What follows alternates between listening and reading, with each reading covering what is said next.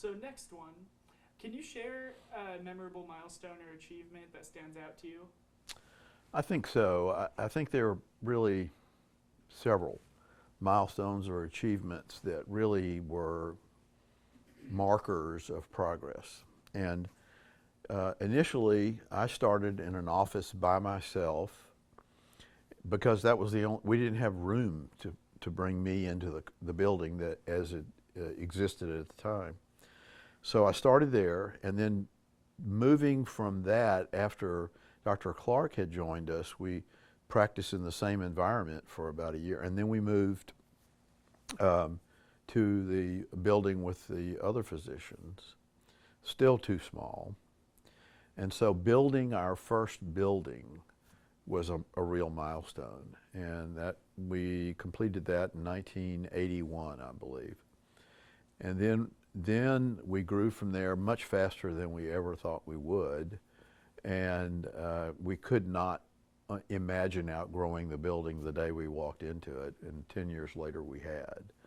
So we moved to another facility on the campus at Longview Regional in 1993, I believe. And so those moves indicating a lot of growth were real hallmarks of progress that I can recall. Wonderful. How do you believe the clinic has impacted the community over the years? I think the clinic has brought a real diversity of practice. And one of the things that we've always prided ourselves on is, look, you may not care for me as your personal physician, but there's somebody here that you can identify with and feel comfortable with. And if that person's not here, then I'm here to take care of you wherever I can. But it's important that you have someone you can relate to. And because of this large diversity of people, different types, different interests, different backgrounds, you will have someone you can identify with and make you very comfortable coming here for all of your medical care. Perfect. Here, I'm going to cut that one right there.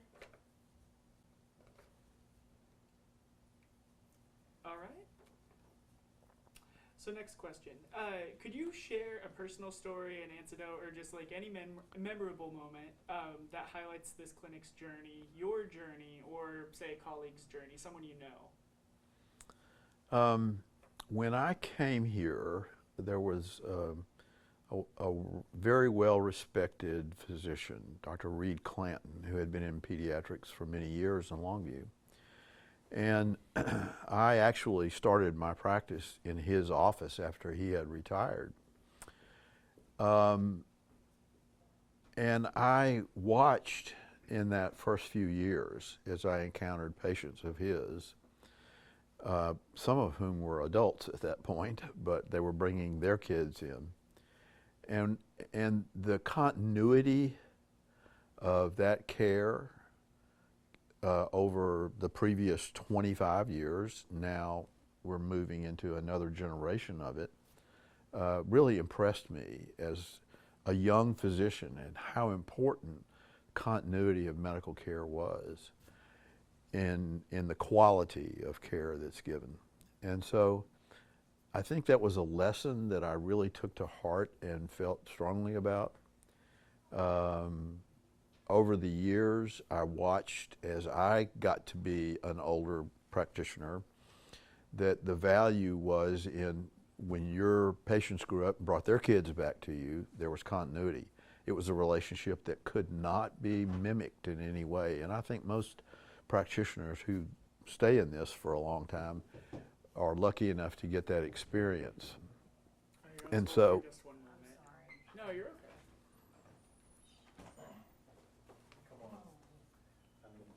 From that same question, I'll ask it again for you. Okay. So if you could share a personal story, incident, or a memorable moment that highlights the clinic's journey, your journey, or a colleague's journey.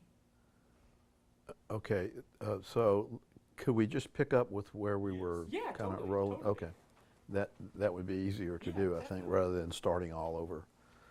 So the manifestation of continuity in medical care has really been a major lesson learned, and then something I've been able to carry into. Here, let's cut it. See that? I'm going to go make a sign.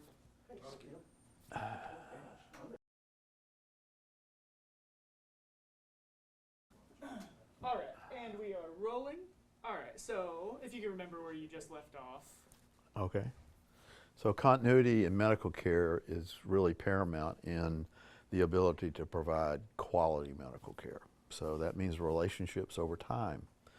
And I was fortunate enough to experience that as a practitioner, and also fortunate enough to observe that as I became an older practitioner caring for patients that had grown up and their children, and also watching new practitioners come into the practice and assimilate into that continuity of care, so that people who started seeing physicians in their 30s or whatever and now turned around and found themselves in their 70s were still being able to access the site, the place, the people that they had become comfortable with over many years. And it diminishes the reluctance that we all have to seek care on a regular basis. Why do we have that? I don't know, but it exists. And what you want to do is break down barriers to that in whatever way. Continuity, a relationship over time, is the number one reason that you can ameliorate that reluctance to seek care. So I feel like this practice, that being all the aspects of it, because it's been here a long time, has really added that for the benefit of the community. What time did you start here, and what was your specialty during that time? Well, I started in the summer. In fact, it was July the 7th, I believe, 1978. And I was trained in pediatrics. And so I started at that point. I finished my residency on the 30th of June, and a week later started practice. So it was a almost comical event, because there was no way to prepare me for what I walked into. But when I look back on it, it's a very endearing period. But at the time, it was challenging with a capital C. Okay, so that's when it started. There were a lot of lessons to learn that you can't be taught except through the school of hard knocks, and they happened. Well, that's all we have. Is there anything else specific that you'd like to share? No, I don't think so. I think people ask me, and I still am active in teaching residents and students, and they will often ask me, well, tell me about your practice. I mean, what was it like? And particularly students love to know that, people who've actually been in practice. And there's a word for a long time, and probably at least for the last 15 years, that always comes to my mind when I think about how fortunate I was in practice. And the word is idyllic, because I couldn't have written out better a script for what I was given in the way of an opportunity, the place I came, the people I worked with, and the patients I got to know and take care of. It couldn't have been written better. Perfect. All right, I'll cut there. That was wonderful. Thank you. All right, camera rolling. All right, and in 3, 2, 1. So, are there any? Is there anything that you'd like to start with, just with your name and your position at this clinic? Well, I'm Dr. Eddie. People know me as Eddie Liu. I'm an orthopedic surgeon. I've been in Longview since 1983, and I had the honor of and privilege of joining the Diagnostic Clinic of Longview as its first specialist surgeon in the clinic, and subsequently that has grown. And I've been practicing orthopedic surgery, this one location, my entire career. Wonderful. So what inspired you to join this clinic? It was the camaraderie of a lot of my colleagues that I saw. It was basically strength in numbers, and it was, like I said, an honor to be a consultant to the largest primary care group in Longview in East Texas at the time. What were some of the biggest challenges that you faced in your early days at this clinic? Hold The- on. Oh, yeah. Can you restate the question, like when you say, I Oh, yes. started with this clinic because, Let me cut there.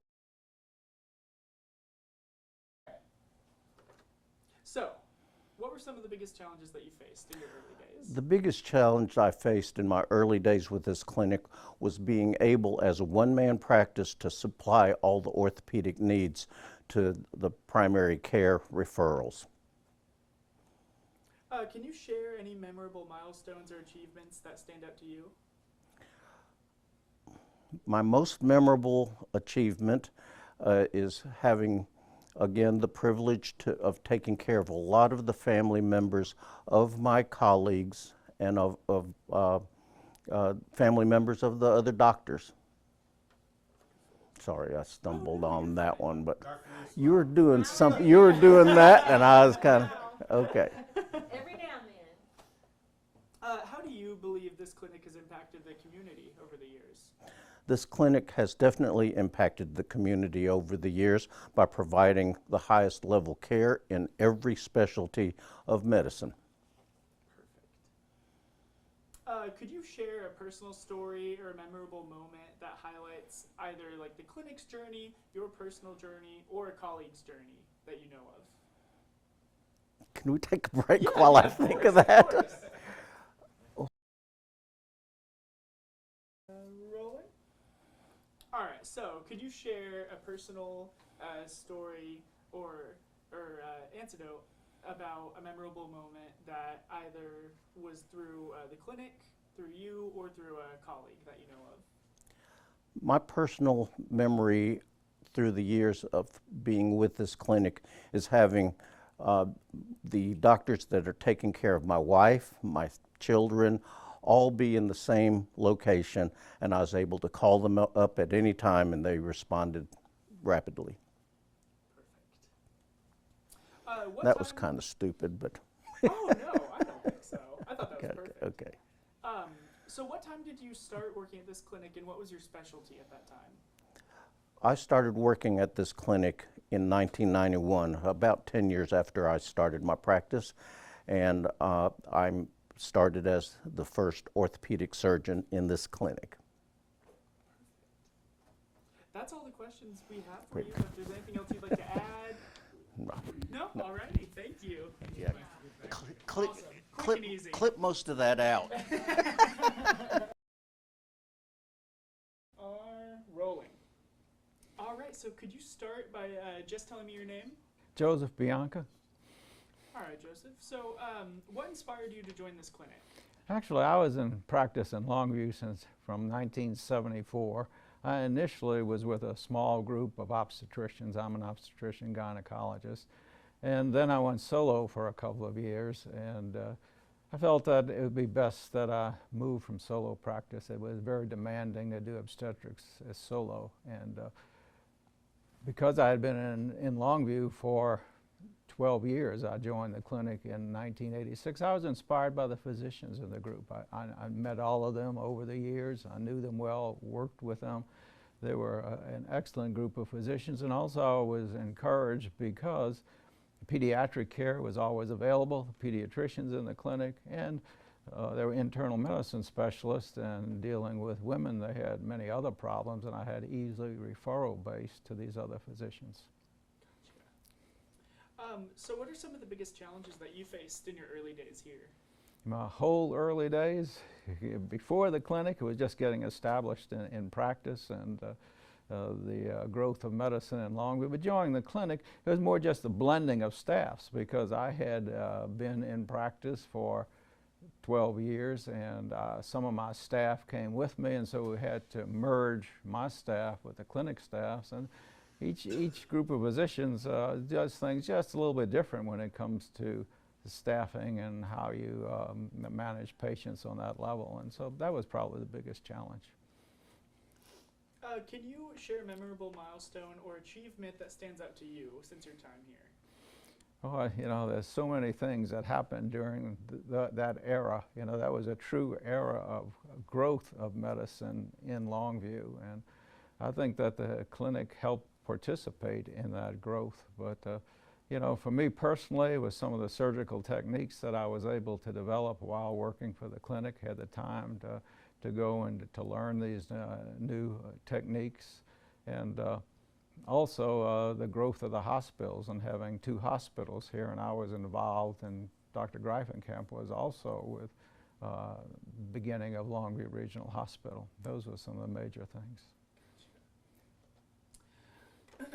How do you believe that this clinic has impacted this community over the past few years? Now, I think it's had tremendous impact in the community, the diagnostic clinic, because of the multiple specialties that it offers, and because as the clinic grew, you know, we initially added just specialists, but then we were able to attract subspecialists, which was so important. You know, the cardiologist and the neurologist, et cetera. And because of the base of the clinic, we were able to do that, and that provides better medical care for everyone in our community. Could you share a personal story, and we can cut if you need a little bit of time to think about it, a personal story or a memorable moment that highlights just the clinic's journey, your journey with the clinic, or someone you know who has been with the clinic?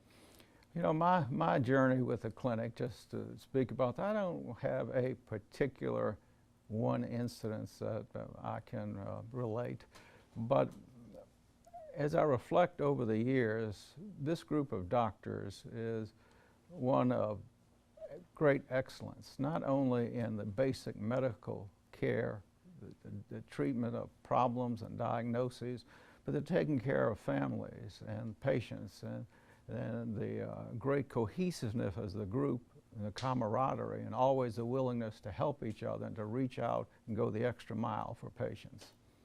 Wonderful. So when did you start here, and what was your specialty at the time? I started with the clinic in 1986, and I'm an obstetrician gynecologist. Perfect. Is there anything else you'd like to add? No, thank you. All right, yeah, that's Can it. Can I ask one more before you unhook? Yeah. Ask him, will you ask him about,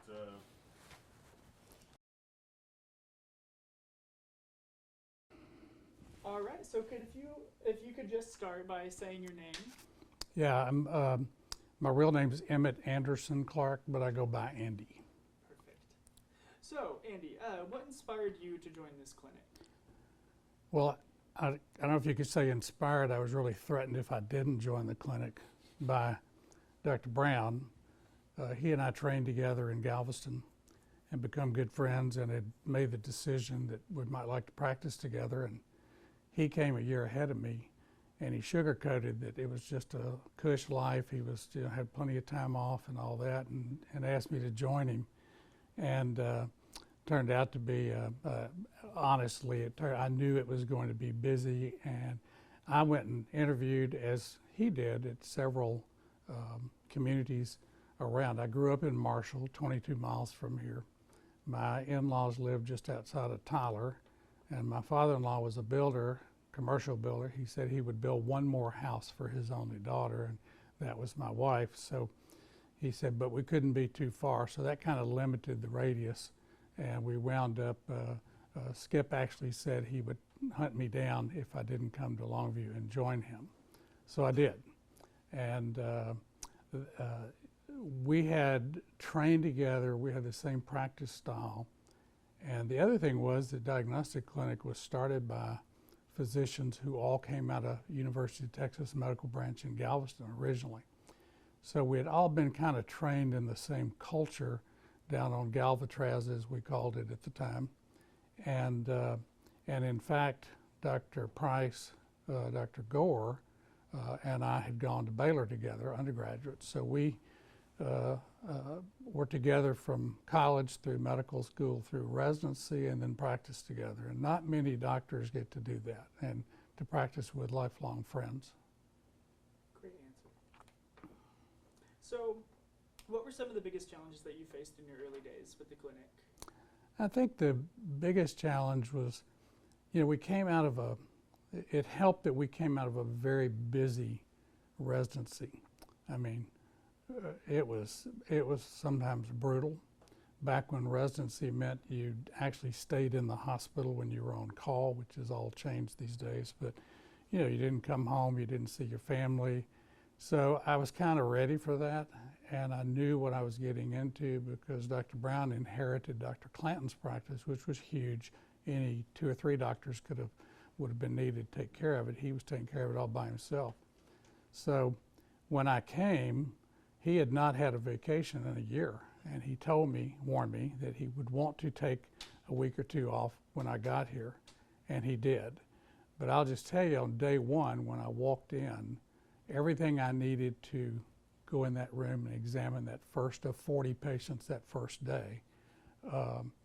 We had a business manager at that time who had joined and was doing a great job of getting us. And for going out into practice, even now, that's so important because it's just hard to walk in and start practice because you don't know all the business side of it. You don't know, who you need to talk to for this and the relationship you should have with the hospital, the nurses, and hiring people and all that. We didn't have to do that. At Diagnostic Clinic, that was all taken care of, so we could just do what we love to do, and that's to practice. Great. I'm going to cut before this next question. Did that answer it? I go off on tracks, and my wife kicks me. She's not Oh, here. no, I thought that was... And I did 40 patients on that first day. And I still remember the 41st patient no-showed me, and it was Lyndall Stripling, who was a dentist, and his wife forgot because they'd been waiting so long to get an appointment with a pediatrician, and they no-showed me. I never let her forget it. So, do you have any memorable milestones or achievements that you'd like to share with us? I think just looking at the practice of medicine when we arrived, not that the quality of medicine was bad. We had excellent practitioners in town.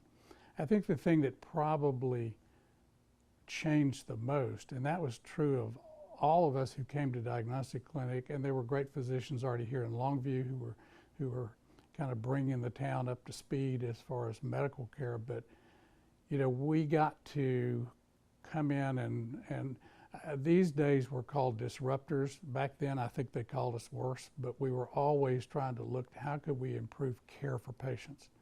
And in pediatrics especially, and especially neonatal medicine, we didn't have a NICU. We had ventilators that were pretty good, but not what we were used to. We didn't have a place to put sick babies, preemies, and we had a lot of deliveries. I think we had 2,000 deliveries a year at that time, and many didn't have prenatal care. So we got to put all our skills to use. And on the one hand, when you're trying to run a practice and see runny noses and well babies all day, and then you have to leave and go to the hospital and take care of a 28-weeker, put them on a ventilator, put a chest tube in, try to get them transferred somewhere. On the other hand, we got to go do the stuff that we had been trained to do that we really kind of enjoyed doing. Problem was you couldn't make a living in the hospital. We need to get back to those patients in the office who were waiting on us. But I think watching the evolution of healthcare in this community, which has always been in big competition with Tyler's medical community, which is also excellent.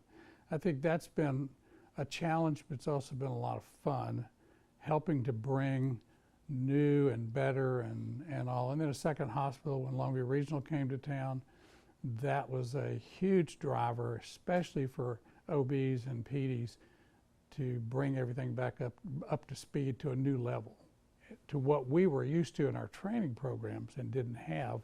And that competition was brutal, but it was really good for the community. Perfect. I'm going to cut right there. And 30 seconds probably. I'm used to that, it's okay. all right, we are rolling. So, in your own perspective, the way you've seen it, how has this clinic impacted this community over the years? I think the way that diagnostic clinic has impacted the community is that medicine was changing and it needed to change, and the practice of medicine needed to change. And diagnostic clinic started as internist, and then they added, the year before I came, which was in 1979, they added an OB, Dr. Price, and pediatrician, Dr. Brown, and then the next year another OB, another PD, and then it just kind of grew from there as a primary care practice, including OB. But then we realized we needed to, branch out and add more primary care as well as more specialists, and that ruffled a lot of feathers. There were some well-established groups that we were in competition with, you have to say. And so some of the things that we wanted to do and that we were doing were not necessarily welcome. But again, being somewhat of disruptors, which is a good term, meaning we're shaking things up to make things better. I think we were able to do that, and that was very satisfying to see how the clinic could impact the community. The clinic had a great reputation in the community. And being a small community, especially for doctors who are looking for a place to practice, I've been in private practice nearly 30 years. I've been in a hospital setting for a couple of years, and then in urgent care, all outpatient for several years. I've seen the changes that are taking place and the desire of the different kind of lifestyle for physicians, and wanting to go out into the community and private practice. In the big city where I've been, Dallas area versus smaller towns, I think there's still so much appeal for physicians to come back or come into a community like this, into an established practice with a great reputation and everything you need to be successful in practice, except hard work, and you have to provide that. Anyone can be successful in private practice still. And being able to take care of friends and family and going to the grocery store and writing a prescription or calling a prescription in the middle of the grocery store, or examining a kid on the tailgate of my truck once after church, more than once. I mean, it's just still fun to do. And I still see patients. I've been gone a while, but when I come back and I still see patients, or I talk to them on the phone, it just brings back such happy memories. And we worked hard, but we had a good time, and I think we helped really build the medical community in Longview and East Texas. Wonderful. Good job. That was a great answer. All right. So next question. Could you share a story? It could be either a personal story, a story that you know of from within the clinic, or from a colleague of yours. Just anything that you feel stands out that would involve this clinic.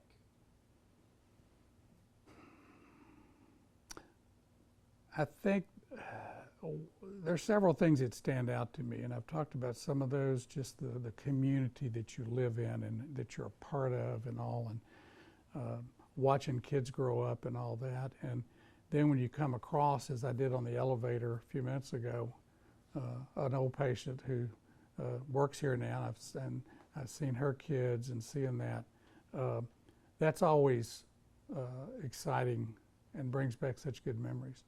One of the best memories is a more recent memory, and that's happened is Dr. Brown and I came a year apart. We practiced here nearly 30 years. I left to go to a hospital corporate position. He then left a couple years later to go to a teaching position. I think he came out better on that deal.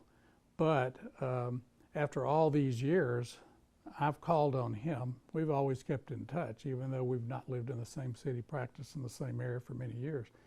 I've just called on him recently to help me, and we're now medical directors of a summer camp over in Marshall, Camp Fern Legacy, and that has brought us back together doing what we started out doing. Get back to your core best thing you've ever done, and that is take care of sick kids and keep kids well and give advice on how you can make things safer, better, healthier for 200 kids. And that's been a lot of fun for me and him, and we were just talking about some things we need to take care of just a few minutes ago. And that's been fun for us to get back together because we're old friends.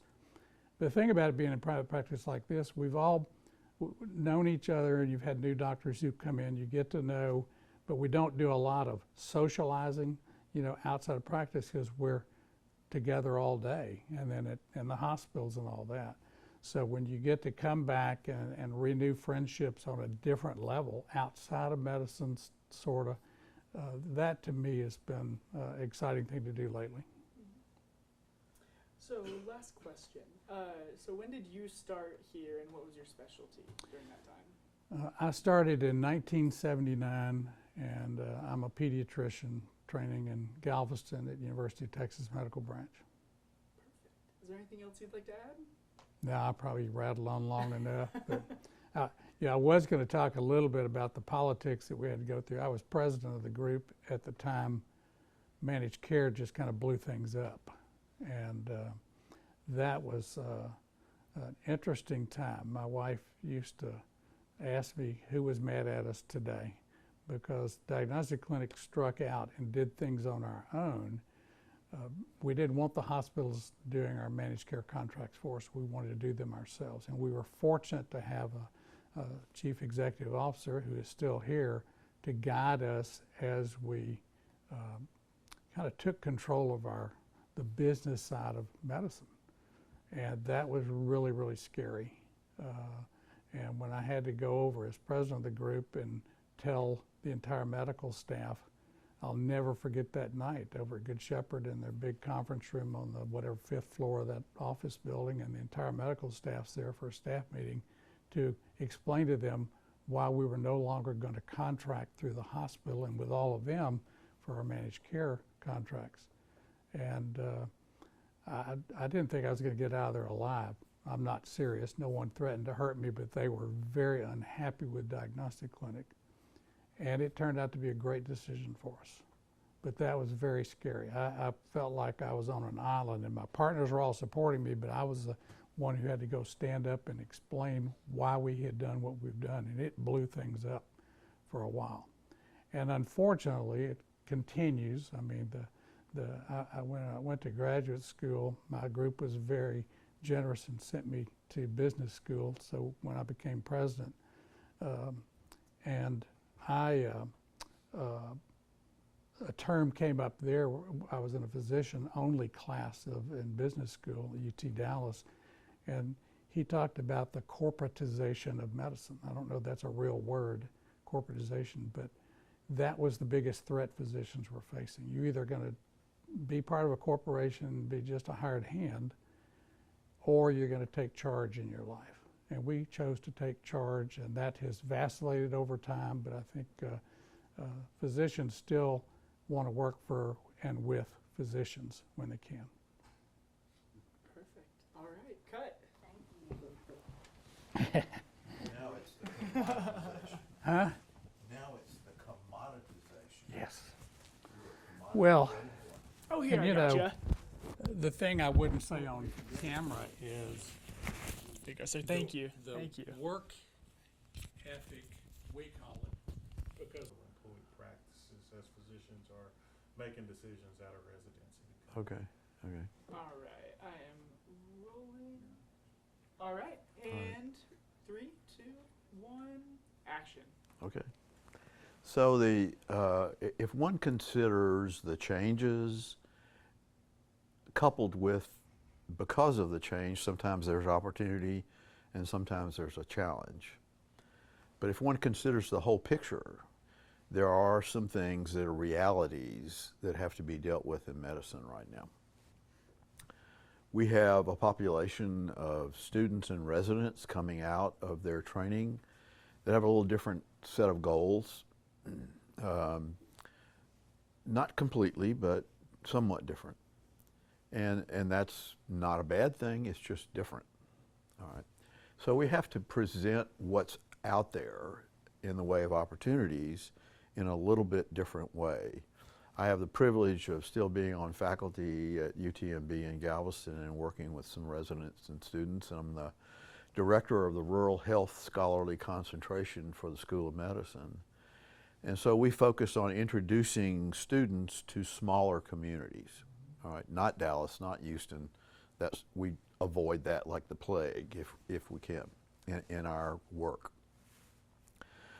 But it's uncommon to encounter a student who doesn't have it packaged in their brain right now that I can choose to be someone who works in the clinic from 9 to 5 and goes home, or I can do a shift work in a hospital setting, one form, fashion, or the other, either as a specialist or as a generalist, and then go home at a defined time. The reality is, if you work in a smaller community, and we'll put Longview in that because it's not a big metropolitan center, you're not always going to be afforded that privilege. And so if it bothers you to have Ms. Jones ask you a question when you're walking out of church on Sunday morning, then go be a pathologist, because you won't get those questions.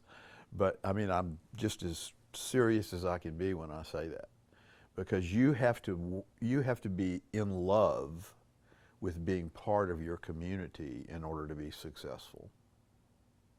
And if you don't value and take in a very highly esteemed way the privilege that you have of people approaching you in the community, then you're going to be very unhappy. So go do something else. But if you do want that sort of thing, and you want to provide the continuity that affords people so that their medical care is driven by a quest for excellence and high quality, then come here and do that and enjoy it. We still have to confront the fact that medicine, the practice of medicine, is a little more fragmented, because we have this, okay, well, you need to be in the hospital, so you go and have the hospitalist take care of you. There's some value in that. There's also value in the guy sitting in front of you or the lady sitting in front of you who said go to the hospital, being at the hospital to take care of you. So the balance is, when does one need to make that marriage malleable enough that you can benefit from both aspects of that? And that is the question to be answered right now, because that's the challenge. What kind of practice is out there? What are people looking for? That is, what are practitioners looking for and what's available? But what's the public want? What appeals to them? And I think the consumer of medicine, if you ask them superficially, what do you want? They're going to probably say, well, I want, Dr. Jones, who told me to go to the hospital, take care of me in the hospital, so I'm sure that everybody's on the same page. Because you're establishing a new relationship often. And everybody knows the first part of a new relationship is pretty complicated and difficult and time-consuming and fraught with a real easy ability to have misunderstanding. So there's a lot of challenge on both sides, and the fragmentation of medical care for one patient may have opportunities, but it also has challenges, and those are clearly in front of us and have not been worked out yet. All right, good. Perfect, thank you. One more.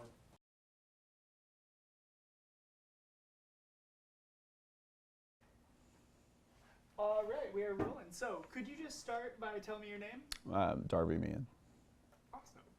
So, My Yeah, name is I got it. My name is Darby Mann. I already screwed up with the Oh, first no, question. you're That's fine. not You're good. fine. Here, can we do that one more time? Sure. My name is Darby Mann. Perfect. So, what inspired you to join this clinic? What inspired me to join the clinic was back 10 years ago now. I was coming out of residency and had grown up in East Texas, but really wanted a home where I felt like I was a part of the community, where I could practice medicine, take care of kids, take care of their families, but really be a part of something bigger and something that meant more to my family, my roots, and my community.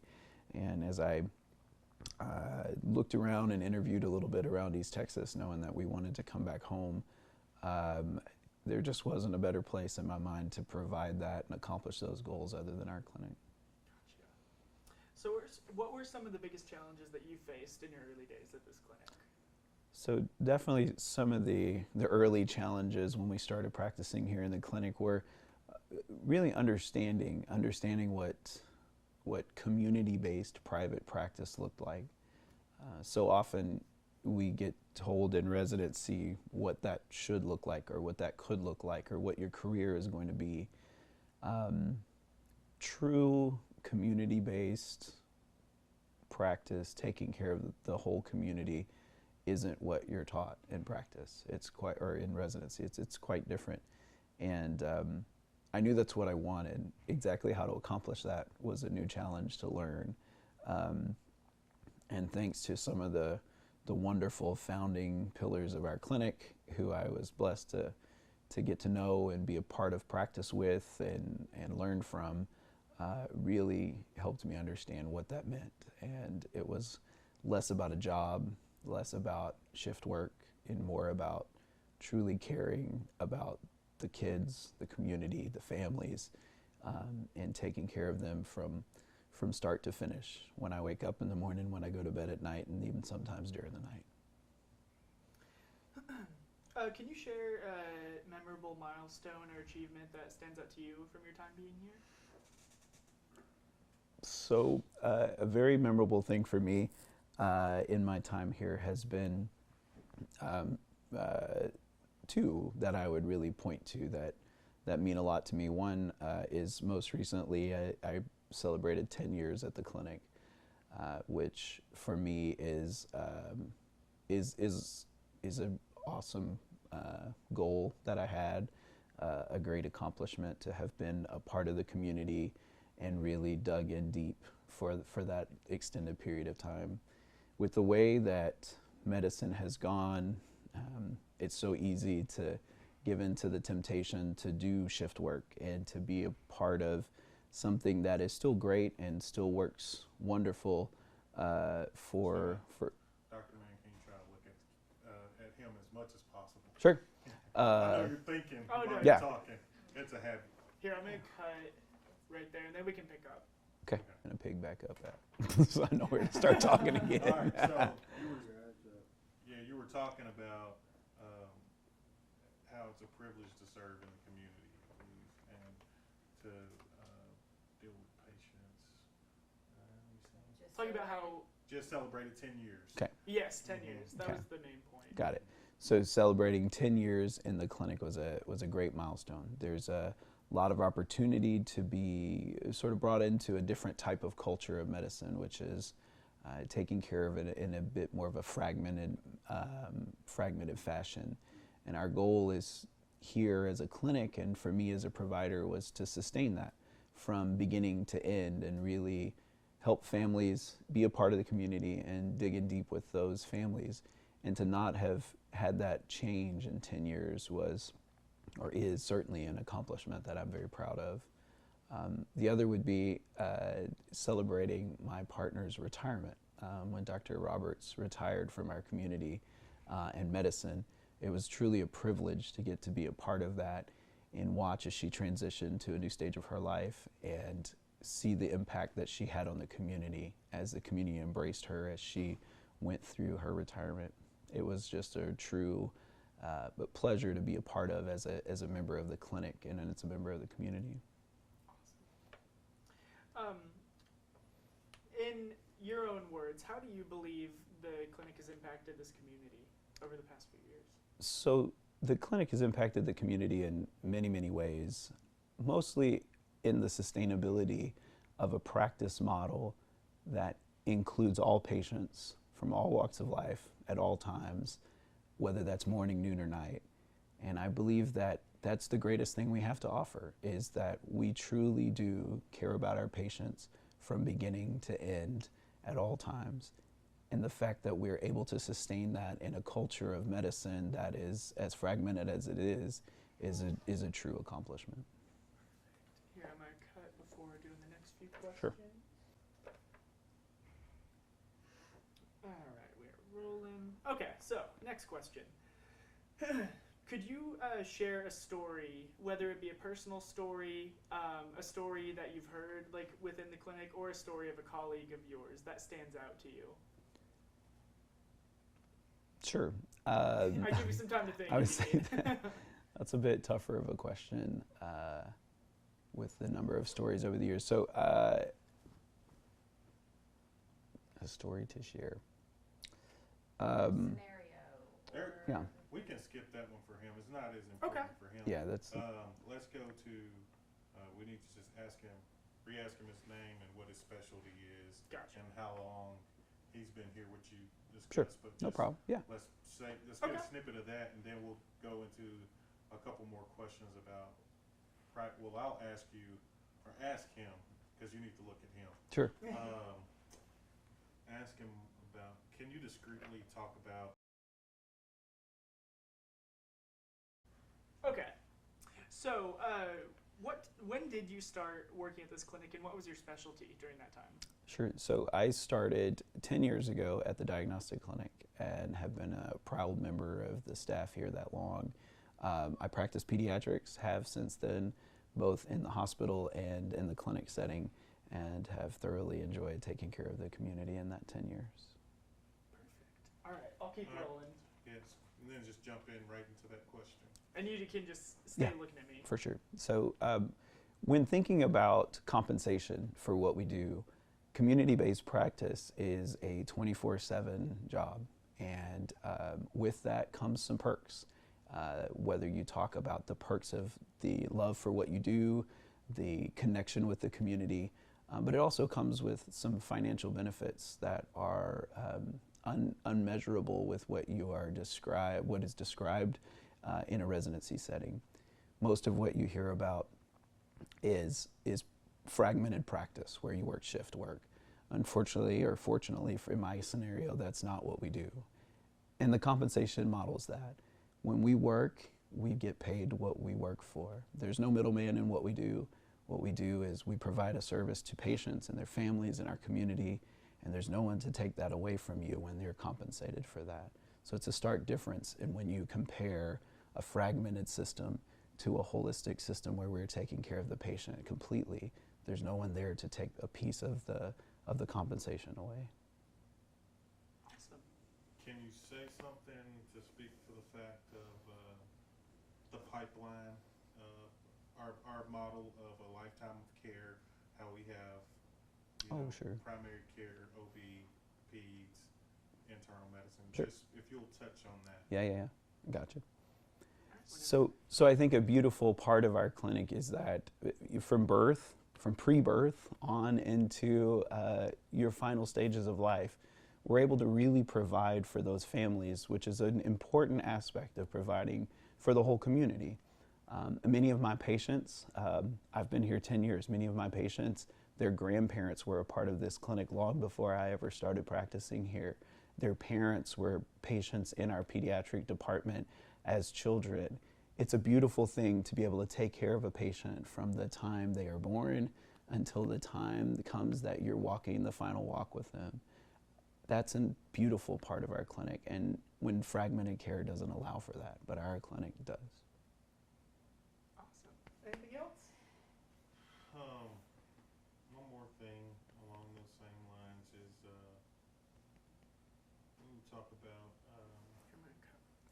Steven's just trying to think how he can get me in trouble. Saying something.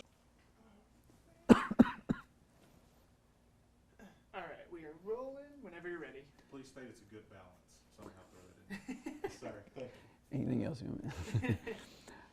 So in my 10 years in the clinic, I've been a part of various committees, currently serve on the executive board and have for some years now. Our clinic is a unique setup in that we still own and manage our own clinic.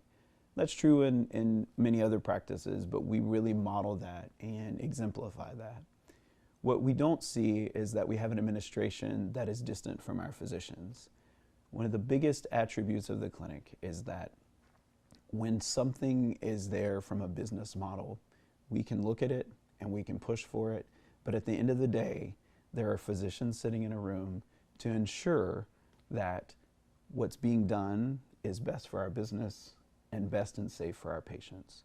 And at the end of the day, that working together with the administrative team to ensure that our patients are well taken care of, but our business is as healthy as it can be, is what we strive to do every day, every time we meet, and to ensure that all of our patients are well taken care of.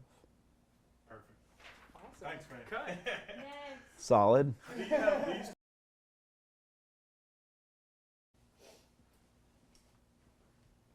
All right. So, could you start by just telling me your name? I am Roger Kaiser. All right. And so, what inspired you to join this clinic? Basically, the clinic was a conception that occurred during my residency at the University of Texas Medical Branch Galveston. I was chief resident of internal medicine, and I had one of my residents was Dr. John Greifenkamp. And he and I were very close during the residency. He actually was a neighbor, lived 2 houses down, and our families became very close during that training period. He and I made the plan of how we would look to our future of practicing internal medicine. As being the chief resident of John Seeley in internal medicine, we had patients that were referred to us throughout the state. And by this, I met Dr.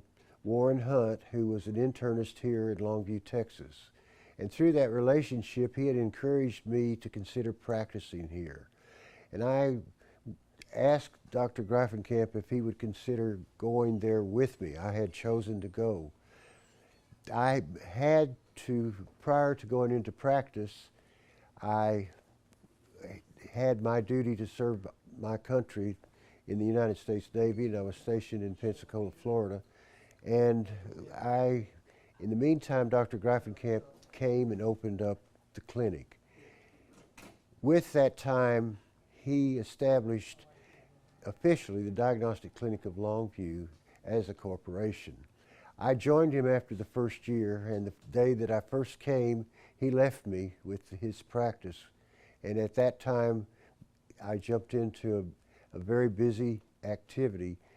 Initially, I had 20 patients in the hospital to take care of that were Dr. Greifenkamp's. Basically, what I found out that at this time, there were no specialists in Longview, Texas. There were family practice, general surgeons, and there were OB-GYNs. And that was the limit. Internists were just coming out as specialists in this area. So therefore, we had the taking care of everything, not only at the clinic, but at the hospital.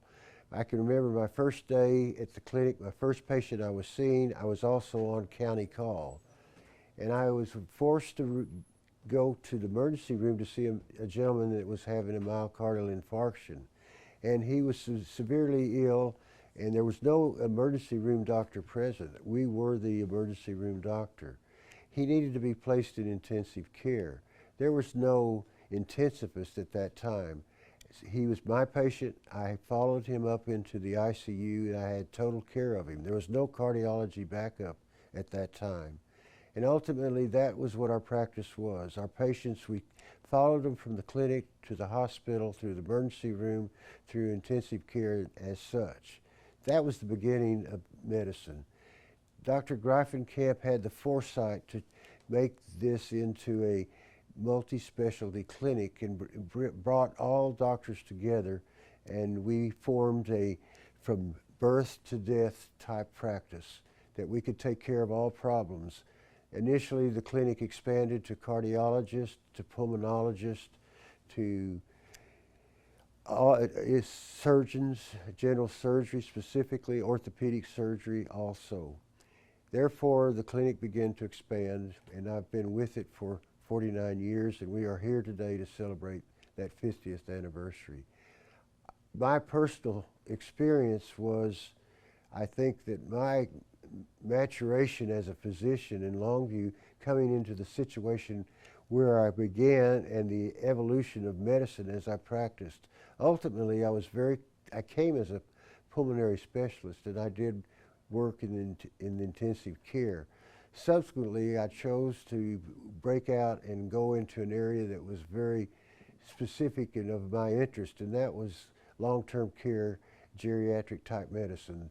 And that's when I got involved in taking care of nursing home patients and taking care of the elderly.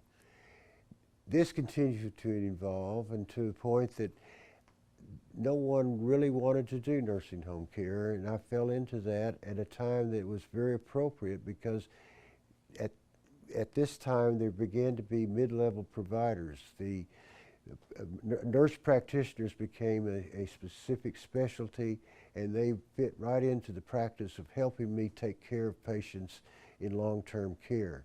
Therefore, at one time, myself and 5 nurse practitioners took care of all the patients in the nursing homes in Longview, Gladewater, and also in Marshall.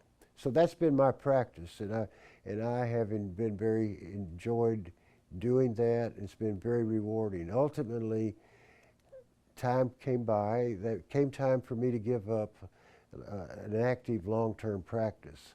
I chose to continue to practice medicine, and I retired from my official practice, but continued to be active into hospice-type long-term terminal care and palliative care. Therefore, that's what I do today, which is my love of practice, is taking care of the people actively dying and the families, and being supportive.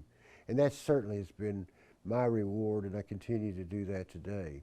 Also, I always enjoyed hospital level work, and presently there's a need for hospitalists in our area. So therefore, I am a relief person as a hospitalist, and I still work actively in both hospitals in our community. So after 49 years, I can say I can see the evolution of medicine. I know exactly where medicine's going.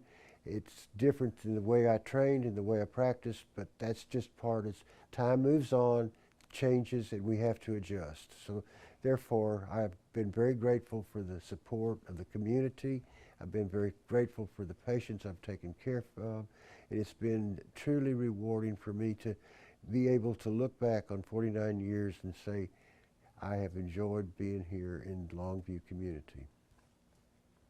All right, cut. So Dr. Grafenkamp said you really don't know anything. Mm-hmm. So when you started here, Mm-hmm. medicine was so different. Mm. People, It was more of a, it was, you know, we know our doctor, we know now, you know, Oh. talk about, I can tell you how what changes and what I see going to be in the future. you know, or just, Okay, you want something more personal? Or what? I I just don't like know. that you're sharing and you have such great knowledge. So tell us, you know, maybe medicine, how it's changed. You know, used to you'd know your physician, you'd see him at Albertsons. Well, that you was know. an issue. I know that kind of came through, that because these guys, and I know Skip is a little bit, I mean, he was telling what they're doing in the residency program. It's not really what's happening out here. He's thinking there's still an option that you can do clinic and you can do some hospital work. That's not, I mean, and you heard them talk about the contracts. I mean, Christus, you are contracted to work only for Christus. You can't, you could be in the Christus clinic, but that, you know, it is a contract, and it's, you lose your individual identity as a physician. And you do, but you just become a shift worker. And there is loss of the personal touch. I mean, I think the greatest, they talk about, I think what words they used was the, well, disruption between care in the clinic versus level of care in the hospital. Those two, there's a real there's no communication between those two. But don't you think that a doctor like yourself, as someone, it's born and bred in who you are, and you know, just like Dr. Right. Clark said, you're on the tailgate of a car. You have a personal mindset that guides your journey based on. Well, I can tell you, I mean, it gets to be a personal. I mean, why did I want to become a doctor? I mean, that's a personal story, because I was 5 years old, and I lived in Fort Worth. My grandparents lived in Nebraska. I don't know how, if y'all are in a hurry to do something, Oh, no, I no, love take to your tell time. the story, okay? Because my grandparents, which is, if you've ever been, you've been by my house, and if you'll notice the sign up that says Kaiser Road on top of there, that Kaiser Road is actually a road in Cass County, Nebraska. It was named after the family because the Kaisers were, they settled there after the Civil War. They came from Pennsylvania Dutch, and Abraham Lincoln put out the act of where you could farm 160 acres for 10 years and it would be yours. So anyway, they migrated to right on the Missouri River, right below Omaha, and they established a 160-acre farm, the Kaiser Farm, and so it's my grand and I. At one time, and we're truly German people. The families lived in the same house. But when I was born, my great grandfather lived there. He lived right across the hall from me, up on the second floor. My grandfather and grandmother lived downstairs. My mom and dad lived down the hall from me. So we had, that's 1, 2, 3, 5 generations that lived in that. Anyway. My dad had asthma, bad climate. Anyway, he decided to come to Texas where it was warm and dry. And he was, of course, he worked at one time in the packing business as an accountant. Anyway, when he came to Texas, he went to Swift and Company in Fort Worth, which is, the stockyards of Fort Worth. If you remember, the executive building, I don't know, you've been to the stockyards. There's a building up there that says Swift, and then there's that 2-story office building.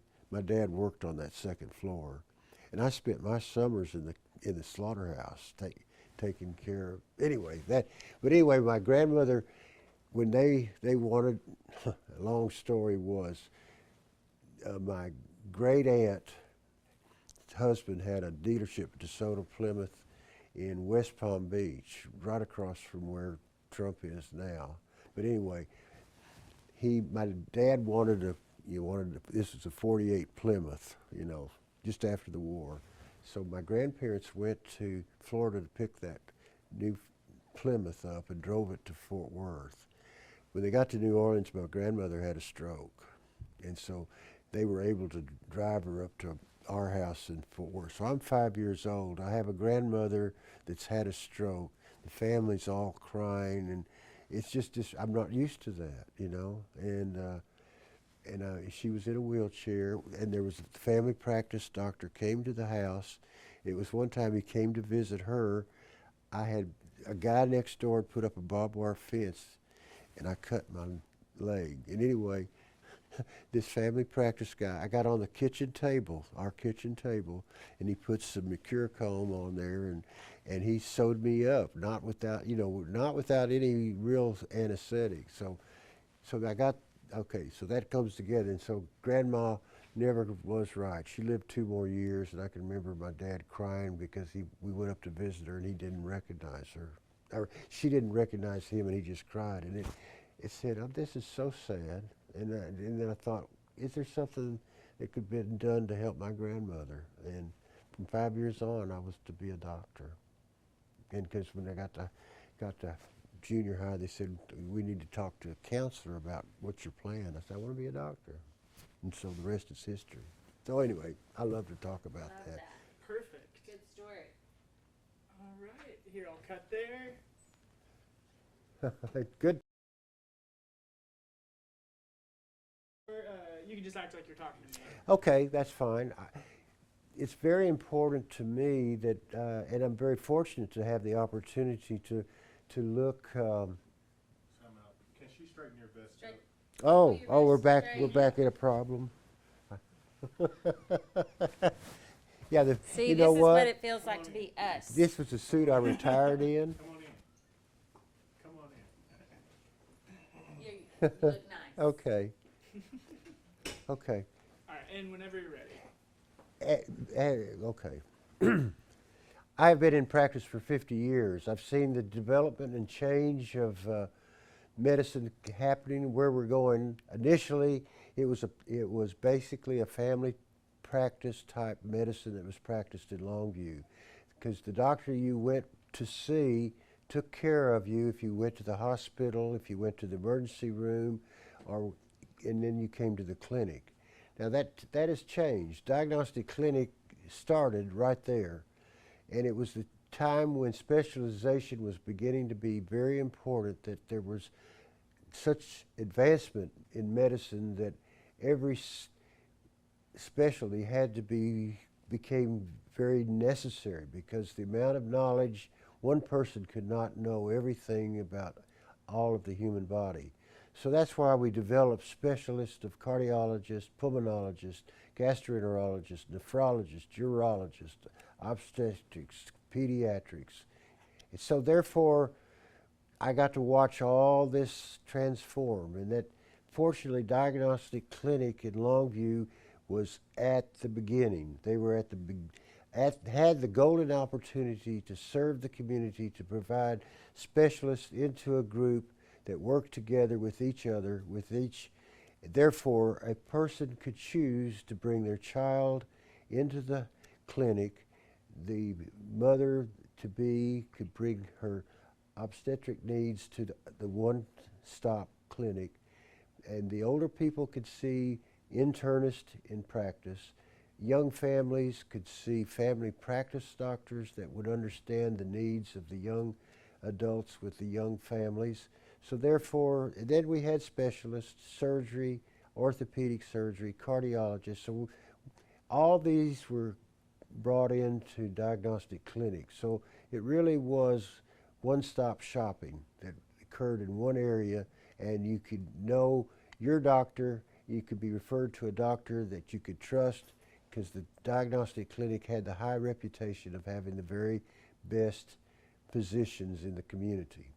Therefore, Diagnostic Clinic became very important to provide the best level of medicine in the community. So therefore, Diagnostic Clinic provided for the clinic and the community was able to be served with the best medicine possible. Now, times have changed where doctors are not, one doctor takes care of everything. A primary care physician, yes, you have a primary care physician that does your routine annual physical, takes care of minor problems, but that's limited. They are limited to a clinic practice 8 to 5, Monday through Friday. Therefore, medicine has changed. Somebody has to serve people after the hours, and there has to be so specialized that in a hospital, a primary care physician cannot take care of the level of care that's needed for a problem that is limited to one organ of the body. Therefore, now we have hospitalists that provide that care on a shift-type basis. And also you have intensivists that provide intensive care, and that they have a limited role only in an ICU setting. That's the way medicine is. It's become fragmented, as you well know. It's hard that your primary care physician knows exactly what's happened to you at the hospital. So therefore, it becomes very difficult for the family to make their way through they're taking their care of needs at the different levels of medicine. So medicine in the future is based on basically what we have that can be documented into a medical record, that can be placed in a computer base, that can be referred to by all people that are involved with your care. But you lose the personal connection with family and your doctor. You no longer have one doctor, but just a doctor that takes care of one part of your body.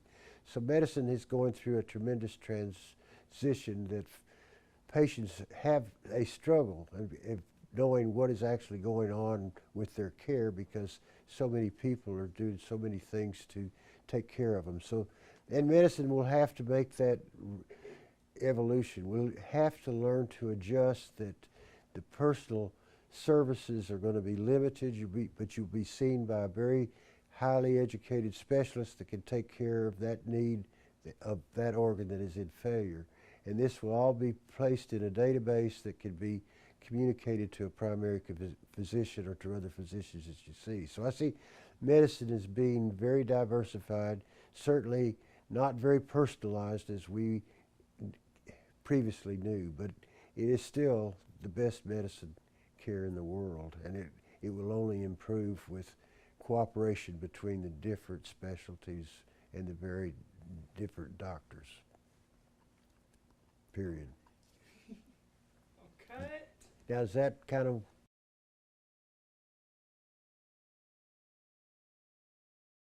say?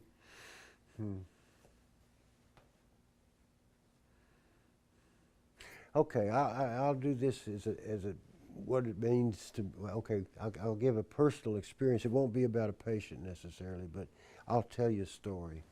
Okay, you ready? Yep, rolling. Rolling. Okay, what I want to share, which is very important to me, is in that the transition of 50 years, I've got to watch things happen, and specifically, I can remember when I first came here. Dr. Greifenkamp and his family were very helpful in getting me established. Actually, Diane Greifenkamp decorated my office, and I was very appreciative of her taking care of that for me.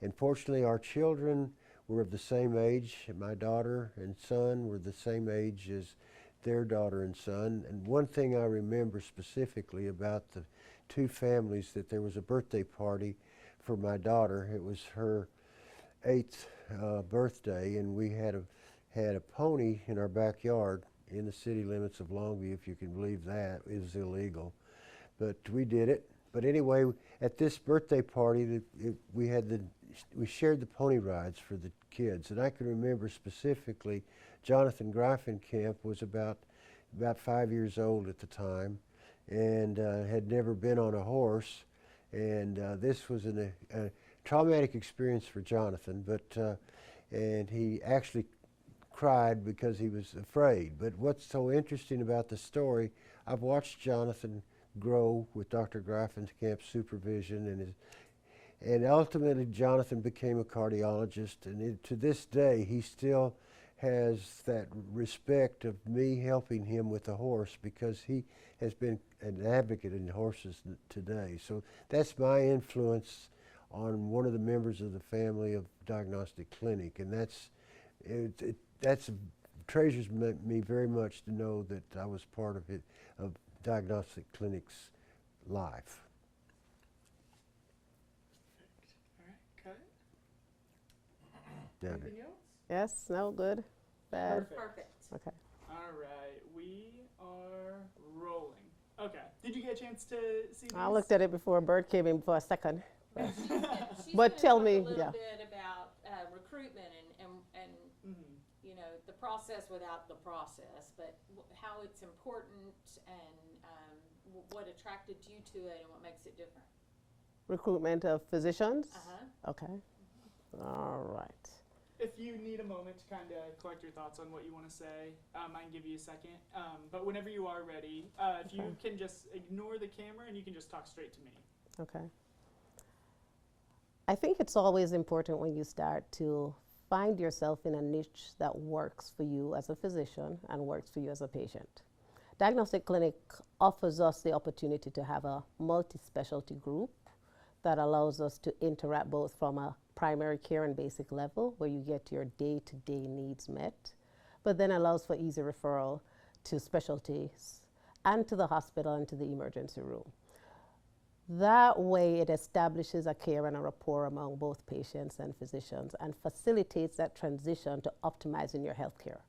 So whether you need basic care from a point of view for hypertension or high cholesterol or diabetes, or you need something more emergent like a heart attack has happened or a GI bleed, you can all find that within a community of physicians. There's interaction between patients and physicians and physicians and physicians, and that creates great collaboration. And collaboration is important when you're trying to build a medical practice and when you're trying to improve your health.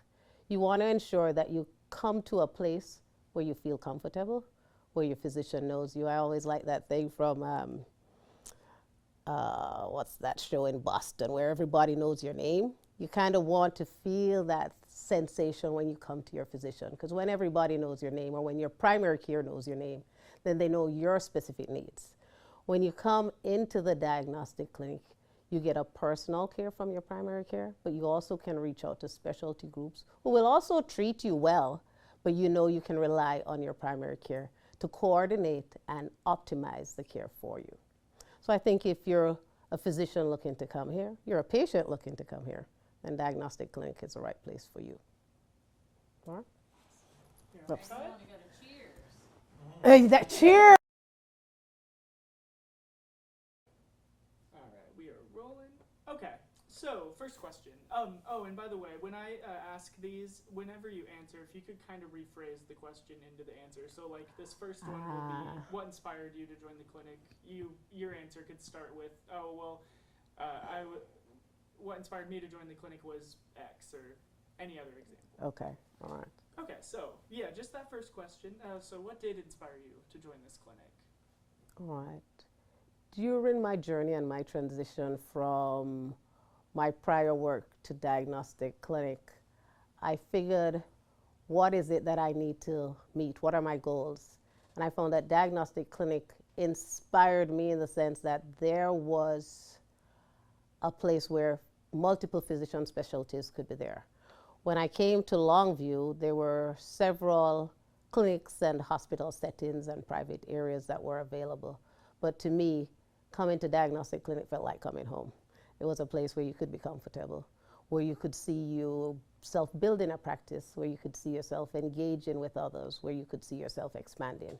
And growth and promotion is always important. And I found that that collaboration, or that sense of home and family, was what inspired me to join the diagnostic clinic of Longview. What are some of the biggest challenges that you faced in your earliest days of being here? Okay. There are a number of challenges always when you take on a new venture and a new activity. I found that I was moving a young family over here to Longview, so that had its own challenges without necessarily the support of immediate family or friends. So I brought my spouse and I brought 3 young kids to an East Texas community, having been brought and raised in Jamaica, did training in New York City, and then worked temporarily in Mobile, Alabama. So here was another new environment. You know, everything in Texas is big, and as small as East Texas was, it had its big moments as well. And so that was a big challenge. And so incorporating family into Longview was one thing, and then incorporating a practice without some of the additional support staff that you would have, or additional supports from family and friends, was also a challenge. But Longview and East Texans are kind of the people who try to make you feel at home. So over time, certainly, that became less of a challenge. On a professional standpoint, challenges are always there with figuring out how do patients interact with you and what are the different cultures that come to the pot. Because the culture in Jamaica is different from the culture in New York City, different from the culture in Alabama, different from the culture in Longview. But once you learn that the basics of people are the same, we all want the same core skills, the same core values, we all want to progress in certain areas, then we just have to tweak for the challenges that a particular community may pose. And once people got to know me and I got to know them, it was smooth sailing from there. Do you have any memorable milestones or achievements that stand out to you that you'd like to talk about? So I find when we talk about memorable milestones or achievements, for me, I would not put my finger on one particular item. What I love about being an internal medicine and primary care physician is I get to live with you. I get the participation of being a professional with you, but sometimes I get the joys that happen and the sadness that happens, the things that we do to make life better through its challenges, the things that we enjoy when life is happy. And so each day I visit with each patient, it's a personal and professional challenge. It's a personal and professional moment.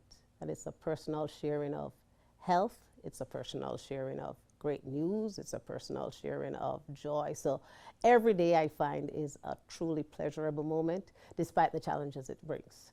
So for me as an internist, I found that really living the journey with the lives of my patients brings really true joy. So it's not so much that one major thing happened, it's just that all the little things make a great whole. Wonderful. I'm gonna cut before doing the next one. I hope it comes out good. Okay. Okay. So next question. How do you believe that this clinic has impacted the community over the years? Okay.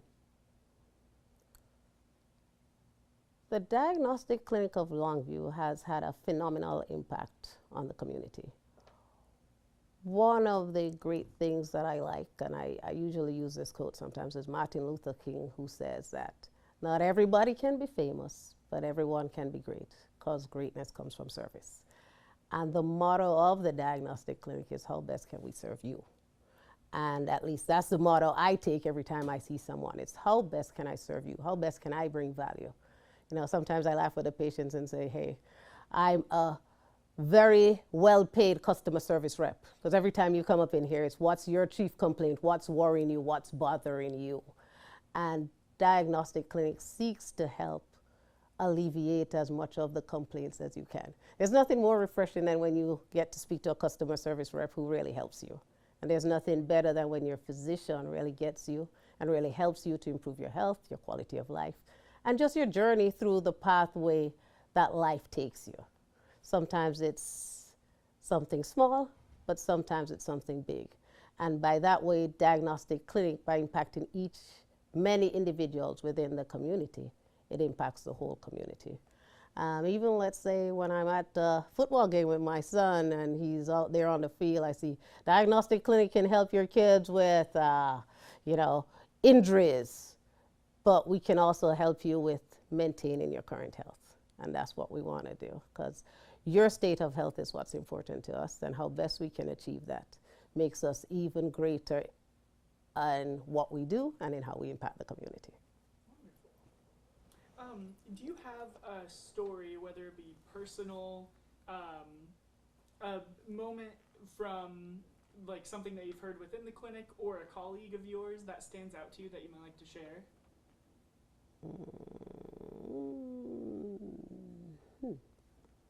Let's think about that one.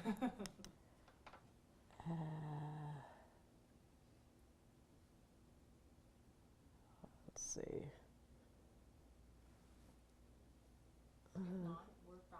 Yeah, no worries if not. You're totally fine. Yeah, okay. Let's leave that one. Okay, gotcha. Mm-hmm. Okay. Is that it? One more. One more. So what time did you start, or when did you start working in this clinic, and what was your specialty at that time? Okay, so. If we can answer it this way, restate your name.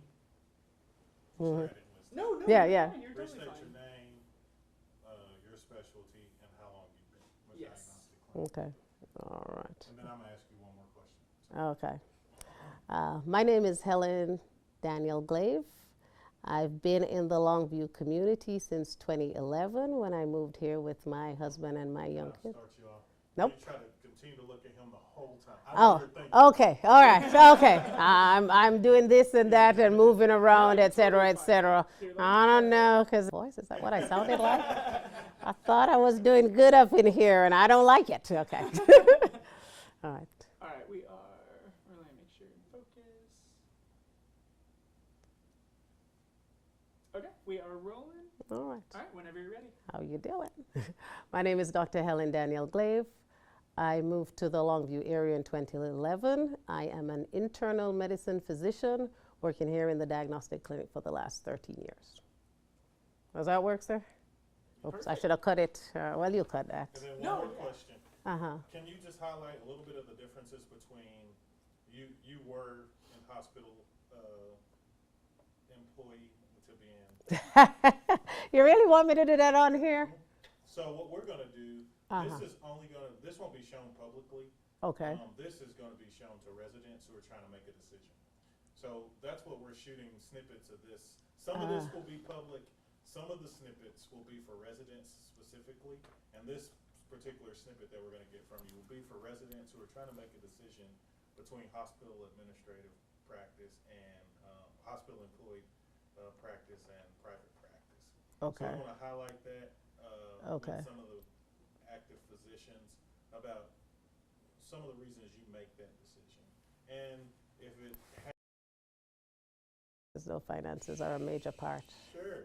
So I will Okay. ask in a follow-up question though about, we want residents to understand that although you can go to the hospital and get an initial guarantee that might seem substantial, it doesn't change the fact that you'll have the freedom and you'll have, the freedom to make your own decisions as a physician, and then Pros and cons to that. Pros and Yes, cons to everything. Yes. So we want you to share some of the pros.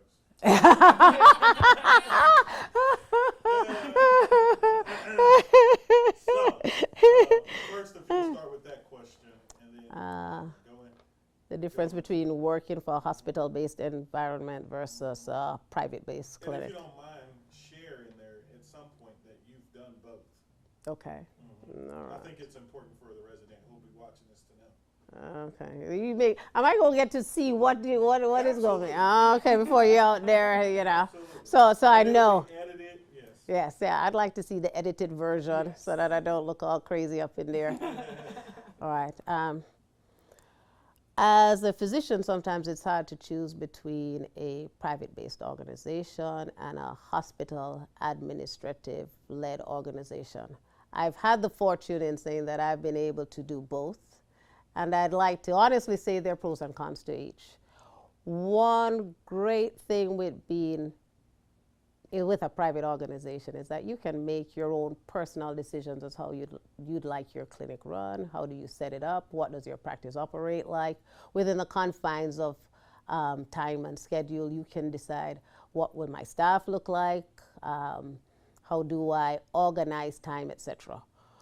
What's good about deciding that is you can also not only determine your time, but determine how well your clinic runs, and you don't have the oversight is made by you. I think that's the most important thing. I think you are allowed some autonomy in making your oversight. That also allows you to determine how large or how big or how fast or how do I generate flow, as opposed to when you're with a hospital administrative system. There are a lot of layers. There are a lot of things that must be done, that have to be done, that sometimes you end up duplicating and triplicating work to be on the safe side and protective for the hospital. But things that are not ultimately needed can be added in order for the corporate flow to go right. I think there is the need to realize, though, as a resident, that either way can be challenging if you're a person who is endeavoring to work hard and to become autonomous and direct how you manage your practice. Then a private place is where you want to go. A private practice offers you that ease with which you can do that. Under a hospital-based organization, there are a number of straightforward and direct rules that must be followed and that have to be done, whether or not it necessarily applies to your little niche or where you're at. Because when you're in a small setting, working, as I said before, in some place like Longview is different from working in New York City or in Tennessee. But if your corporate head operates out of one of those larger cities, then that will also dictate what can and what cannot be done. Within a private practice, you'll have 2-3 doctors right beside each other, and each person has a different means of practice, but still offering the same load of healthcare or the same level of healthcare without having to follow strict or stringent rules that are set out by administrative wings. We probably won't even use that I know that feels like a But slippery it's slope. good. I like Yeah, it can feel like, I get what you're saying, like there's a I said, don't send Helen because she's too honest. The people are like, oh, and then they go to the next place, which is probably worse than the hospital I'm at. And they're like, we took that job because that doc was fine. And then they're like, wait, I should have gone with Helen. She was right all along. All right, so you're going to show them a P&L, and I need to say, hey, with private practice, you're working on a kill what you eat. Eat what you kill. All right. If you ain't kill anybody, you're going to be hungry. what you treat. Eat what you treat. Let's see what we see about profit and loss. You sure you don't want Ready to do this? I'm sure. And Srini, they're the masters of those things. Okay. Let's And we can forward this question to one of the other ones if you want to pass on it. We have that option. I mean, the thing about it is I would suggest you just do several and take the one that suits you best that will work or highlight what you want most. That's what I would do. That's what I always, that's what I tell the patients. Get as much knowledge as you can and make the best decision based on what you got. Yes. Okay, profit and loss. All right. Oh, okay. All right. One of the downfalls, I think, of medical school and training is that nobody tells you the business aspect of medicine. And so you kind of learn that on the way. In the private practice endeavor, you work on the basis of a profit and loss regime. You've got to figure out within the setting that there are shared costs that is spent among the physicians. And then depending on what you have earned or labored, then those losses are subtracted from your profits, and therefore creating that sort of financial balance for you. As opposed to often when you join a hospital administrative system, they may send you a profit and loss system, but you're working more on the basis of a RVU. And so you've got to figure out how do you generate that RVU and how that RVU impacts your day-to-day operations. There are some benefits to the profit and loss system because you can figure out how to optimize the patients you see to generate the profit while covering shared expenses and therefore creating your own unique livelihood without the specific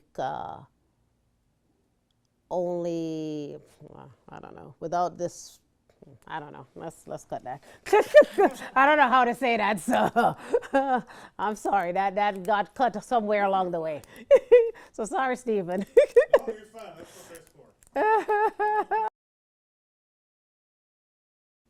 Audio rolling. All right, so could you start by saying your name and your position? I'm Dr. Greifenkamp, and my position was I started the diagnostic clinic. So, what inspired you to start the clinic? I came to Longview in '74, in July of '74, with a wife, a little girl, and a newborn, and went to practice right away. And I was running 100-hour weeks right away. I was working 7 days a week, and I realized that I was going to have to grow the clinic to get help because my wife had informed me that I hadn't seen my family for 2 weeks. And so she said, John, you have to do something about this. And so she said, the first thing we're going to do is you have to come home for supper every night. I said, okay. So then I realized right away that I had to recruit internists so that I wasn't working day and night 7 days a week. So I got together with some lawyers, and I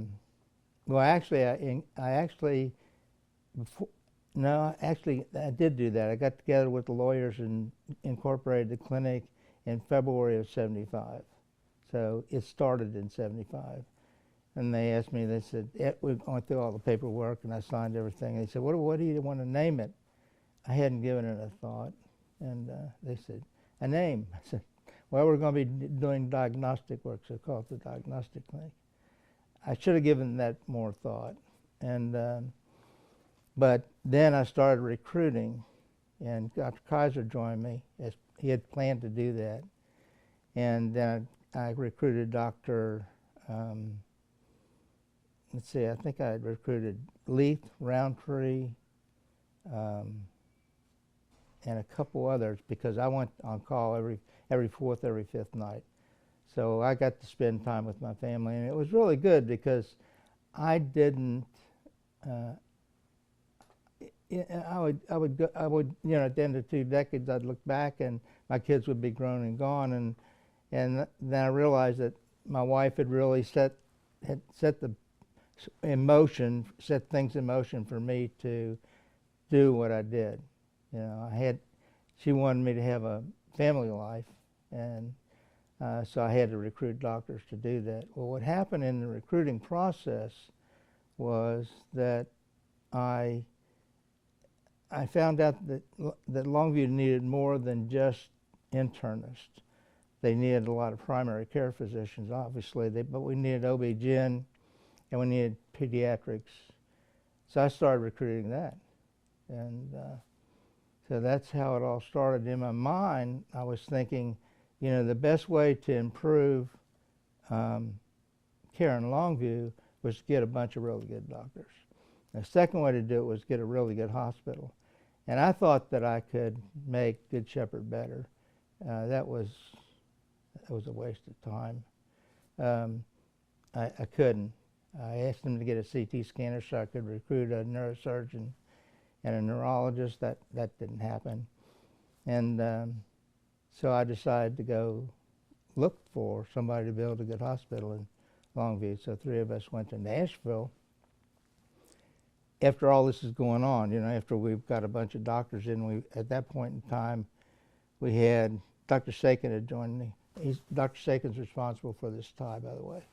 And we had 2 OB-GYNs, a couple pediatricians, 3 or 4 or 5 internists, and I was looking at other areas to bring doctors in. But I was thinking, how would you like to take somebody to the emergency room with a head injury and not have a neurosurgeon available, or have a neurological disease and not have a neurology available? You know, then you needed it then. So Dr. Coven, myself, and one of the obstetricians went to Nashville and talked to Dr. Frist, Dr. Thomas Frist. Really interesting, because he started Hospital Corporation of America. Hospital Corporation of America became the largest international group of hospitals that were for profit. So I talked to him, and he said that he would like to build a hospital in Longview. All he needed was a signature from doctors saying that they would work in that hospital. And so I asked him, I said, do I need to sign the contract or anything? And he put his hand down. I shook his hand, and I got thinking, I really like this guy. And 6 months, he said, I can build it in 6 months. I said, no, I don't think so. 6 months later, we had a hospital. And so it all happened very quickly over a period of just a few years. I found I was really good at recruiting. And that created problems because you had to capitalize that. Perfect. Here, I'm going to cut there.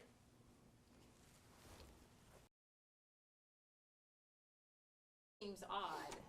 Does. You have a great story to tell and Yes. share. All right, so next question. And remember, if you could rephrase it kind of at the beginning of your answer. Sure. What were some of the biggest challenges you faced in the early days of starting this? Capitalization, paying the doctors, because when a doctor starts up, he doesn't have any income to start with. So what I had to do is I had to take that out of my salary and start that doctor up. Well, we became large enough that that wasn't a problem anymore. We didn't, the other doctors kind of were responsible for helping me with that. But the first few doctors, I just have to go home to my wife and say, it's going to be, we're not going to be getting much money for a few months. And that went away. Then the problem became, where are you going to put all these people, you know? So we initially put them in a clinic on 80, and that became obviously very quickly full, and we needed to do something. So we built the clinic at 805 Medical Circle Drive. And we built it so it would be big enough to house these doctors, and we wouldn't have to worry about it anymore. Well, we added to it twice, and then we realized, okay, this isn't going to work. So then we moved to the 707 building and then to the 709 building. It just kind of spread out in this area. But when I started, wait, hold for just one moment. That was really loud. I thought it was like an He's waiting on airplane the or plane something to for a land. second. Here, let me cut for just a moment. Let me just see if that's gonna happen again. now it's across. On Highway 80. Yeah. Yeah. Mhm. Okay. Yeah, it was an old, it was a real old building.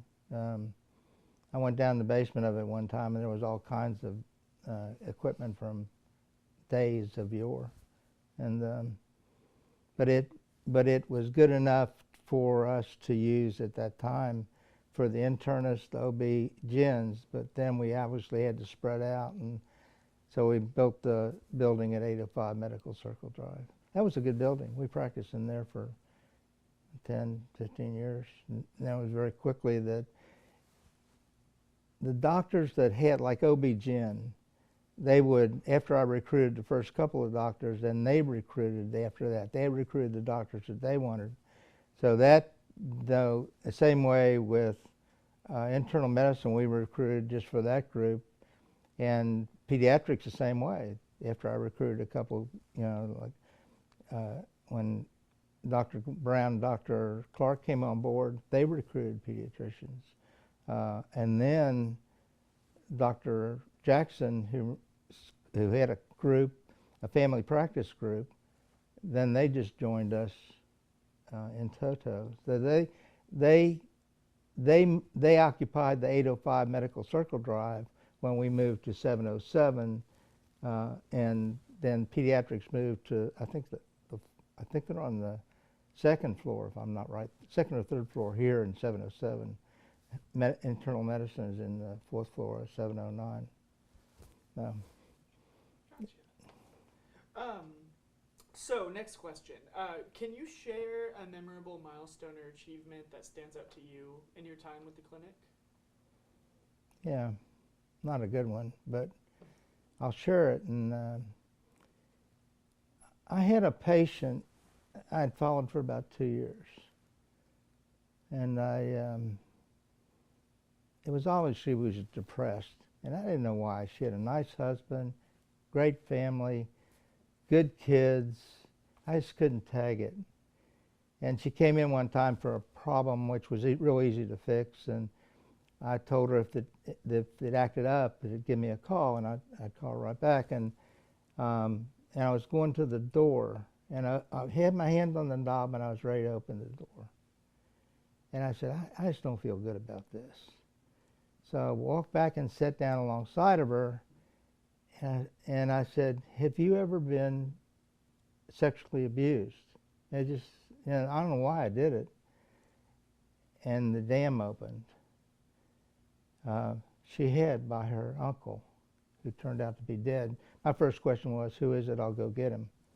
And she said he's in the cemetery. So we talked about it, and I got her the help that she needed, and things turned out okay, but I was always irritated at myself because I look back at my training, and nowhere in my training in those years did people say, ask this question.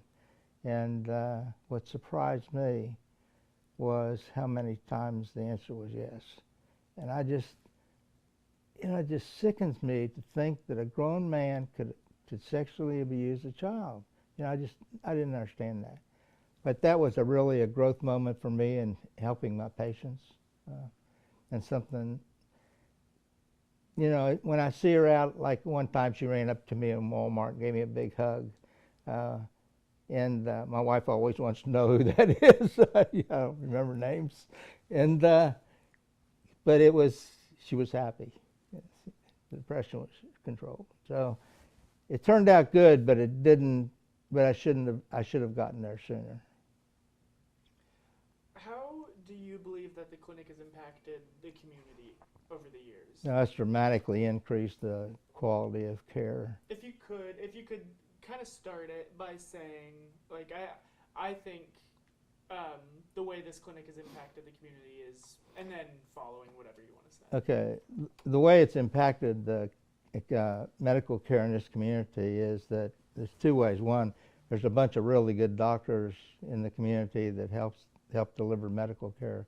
And two, the hospital, and I didn't anticipate this. Good Shepherd was not a very good hospital.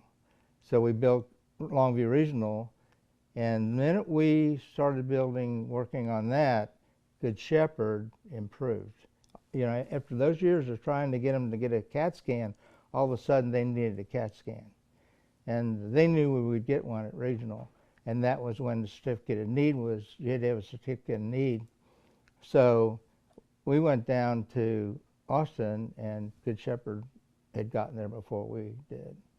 And so that competition, in my mind, even though it was irritating, it was good, because we were going to have two good hospitals instead of one good hospital. I think that's the way the doctors, the way they delivered the medical care in Longview. Tell me a little bit about, so with Good Shepherd and Longview Regional, if we left them out of the story, like verbally left them out of the story. Mm-hmm. I'm sorry, Nick, I just hit Oh no, you're totally fine. And what you did, so your compassion shows greatly, and what you did in creating and connecting, and has led to, people don't realize that diagnostic clinic can offer all of these things. Can you share or elaborate how one little bitty thing led to continuing care in our community and growth in our community? Not really. After I recruited the doctors knew they knew what they had to do. They just sat down and went to work, and they recruited superstars for the clinic, and I had a hand in recruiting, like cardiovascular surgeons and of course cardiologists. But the last doctor I recruited, it was kind of interesting. I was getting ready to retire, and I had to have somebody to replace me, or I thought I did. And so I knew that there was a doctor coming out that was smart, a really smart gal. So I went to her mother, and I said, your grandchildren need to grow up in Longview. I knew her mother. Her mother's a sweet lady. She's a really sweet lady.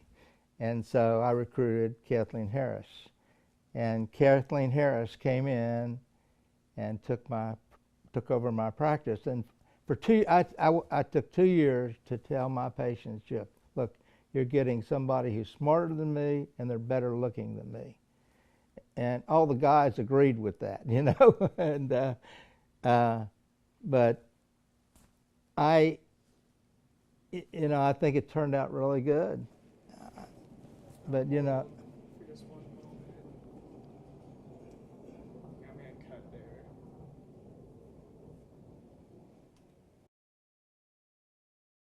Rolling. You shared with us the impact of that one patient that you would have changed the path for earlier if you could have. Here at the clinic, when in the formative years and the doctors that you were adding,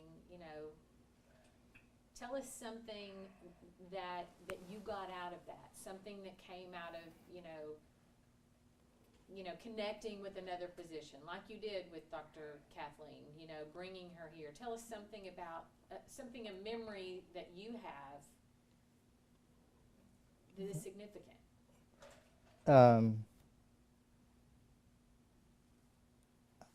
I don't have any memories specifically of physicians.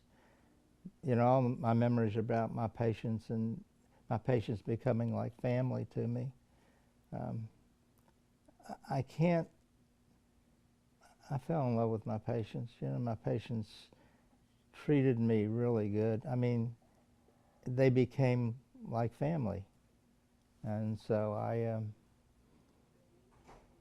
when I retired, it was hard to leave my family.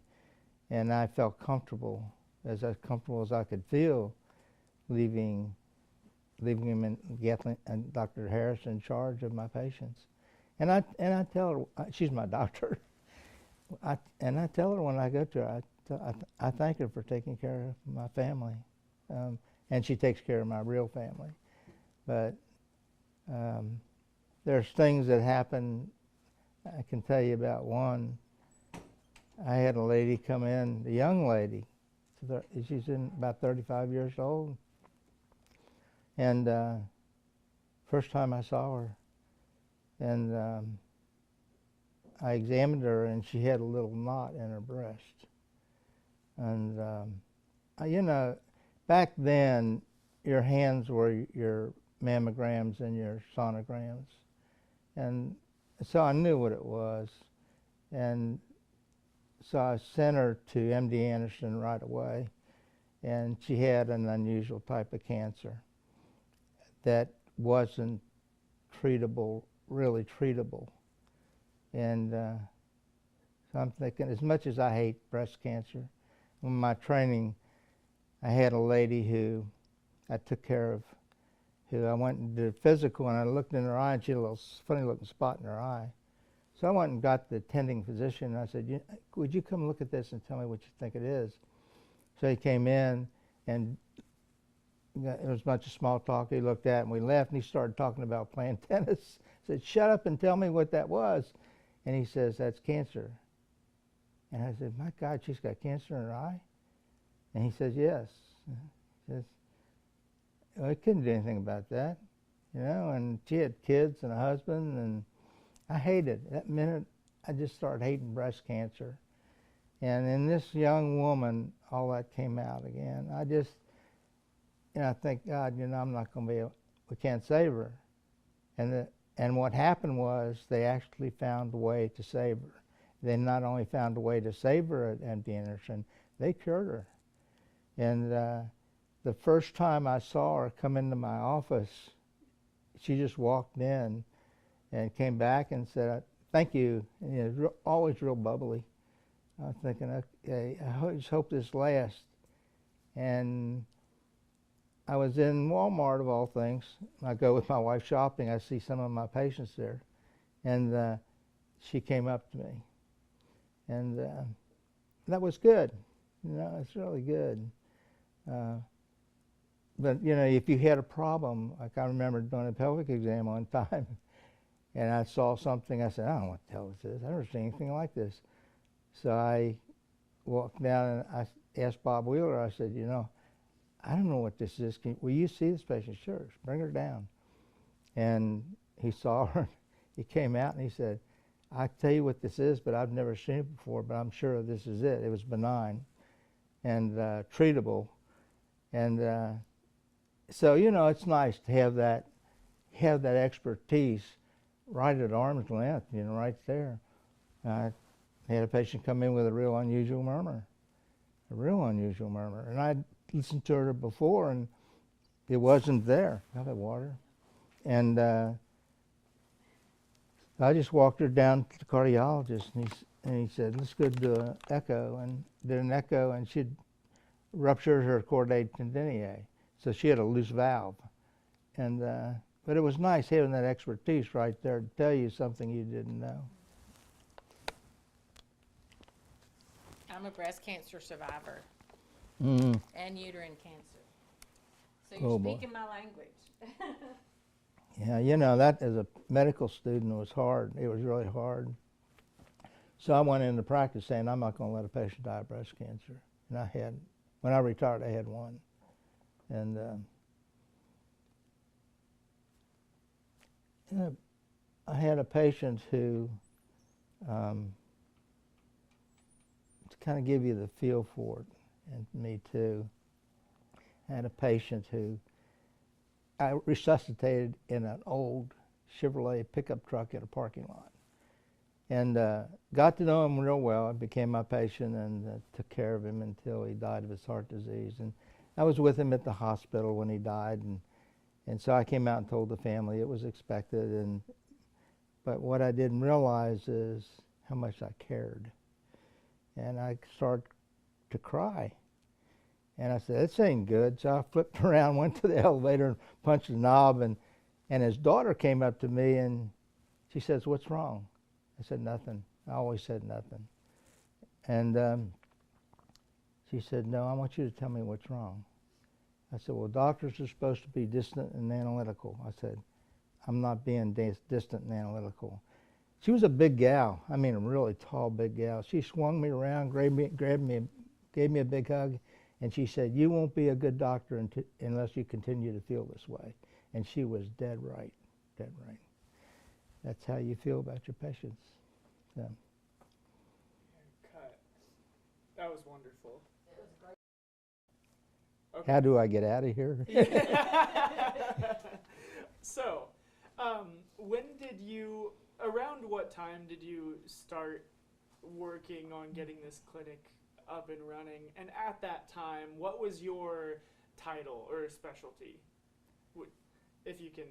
Yeah, I don't know what my title was. I ran the clinic for I don't know how many years. Mm-hmm. And I was tired. I was really tired. And I was sitting, ran the board meetings, and I was at the board meeting, and I was just worn out. And I mean, gee, how do I do this? I had to learn business. I had to learn a lot of things, and I was just tired. And Dr. Yancey got up, I almost kissed him for this. He said, you know, I think we need some new young blood to run this clinic. And I said, I think you're right. I said, I'm going to walk out in the hall and you elect whoever you want to. And so I walked out in the hall and they came out and got me and they brought me back in. They had elected Dr. Clark, which was very, very good. And I shook hands with Dr. Clark and I said, okay, you got it. And so I told Dr. Clark what he was in for. And so I thanked Yancey multiple times for that because he really helped me. And of course, Clark ran the clinic like I did for years. And Dr. Let's see, who came on board then? Bob Wheeler. Bob Wheeler came on. This is the problem with getting old. It's like walking into a room and saying, oh, what the hell did I come in here for, you know? Well, you do that with your mind now, too. But Bob Wheeler, especially with names, Bob Wheeler came after Clark, and Bob has done an excellent job of the clinic. So, but I was basically, I guess, chairman of the board. So I think one of the questions they were trying to direct is, what was your specialty? Were you family practice? What was your specialty?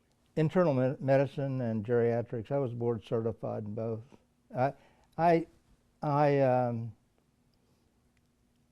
I practiced internal medicine, then I realized that my patients were getting older, and some of them are getting real old. So I said, you know, I really need to find out if I've got the fund of knowledge to take care of old people. So I studied geriatrics and became board certified in geriatrics. So I was boarded in both. And so I was a learner. I loved to learn, you know, loved to read and loved to learn. So that was good.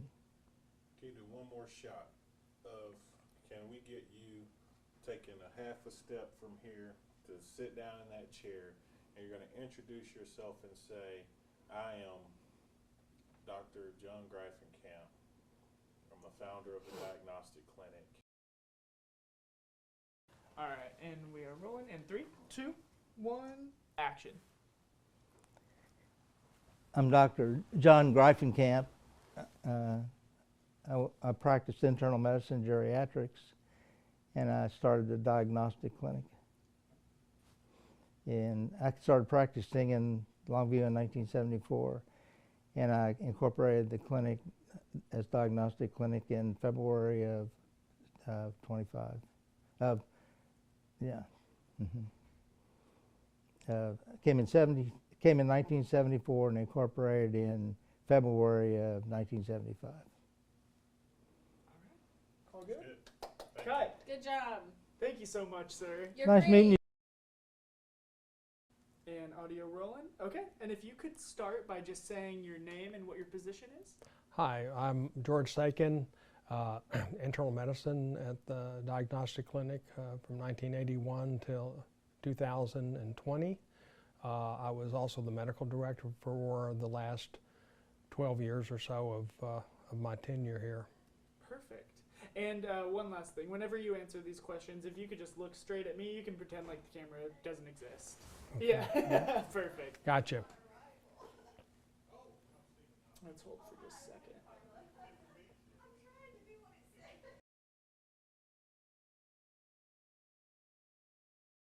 Alrighty. We are rolling. So first question. What inspired you to join the clinic? Well, what inspired me to join the clinic was a desire to not only help people as a physician, but also to know that I would have help and assistance with not only the medical aspect, but the business aspect of running a clinic, seeing patients, so that I would not be distracted by the business aspect of it as little as possible. What were some of your biggest challenges that you faced in the early days of being in this clinic? Some of my biggest challenges in general were just uncertainty that I was doing the best that I could. So I tended to rely on partners who were always more than willing to help, and I needed some of that reinforcement. So that and wishing, or at least knowing that I was doing a good job was important. Can you share any memorable milestones or achievements that stand out to you from your time being here?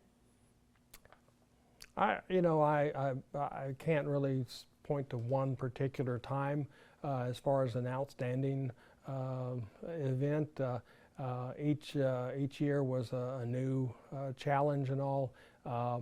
We became associated more closely with one of the local hospitals several years ago, and that was, from an administrative standpoint, more challenging than we had anticipated. So that stood out, not necessarily in a positive way.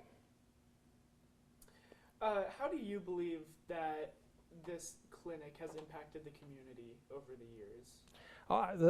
This clinic has impacted the community in a number of ways. When it was first established, the medical care in East Texas and in Longview in particular was still, I should say, behind the times to a great degree, and the arrival of Dr. Greifenkamp and several of the other doctors allowed advancement, and I think we advanced to the point that we're in the forefront of medical care for a number of years. Do you have a personal story or an anecdote or a memorable moment that highlights this clinic's journey? It could be a story about you or a colleague, or just kind of the clinic as a whole. Do you have anything like that you might be able to share? When I was being recruited here, Dr. Greifenkamp was looking for help. He and Dr. Kaiser were the only two internists in the group, and that entailed being on call literally every other day, and so they needed some relief, and so he found out through fellow physician here in Longview who knew my wife, who was a surgical nurse in Galveston, and I was invited to come and interview and see whether or not I liked this place or not. At the time, Dr. Greifenkamp was selling the idea that we had a brand new campus, a brand new building that was going to be ready by the time I presented to the community. The problem with that was that it was actually 4 months behind schedule, and although I got here in July, it wasn't ready for occupancy until late October and November. And so my first office was a urology cystography room with a square D power box and exposed nails in the wall to help with hanging my jacket and such. So it was a little less of the wonderful new office than that I was proposed to have. So when did you start, and at that time, what was your specialty? I'm an internal medicine specialty, and it was July of 1981, and I just finished my residency training in Galveston.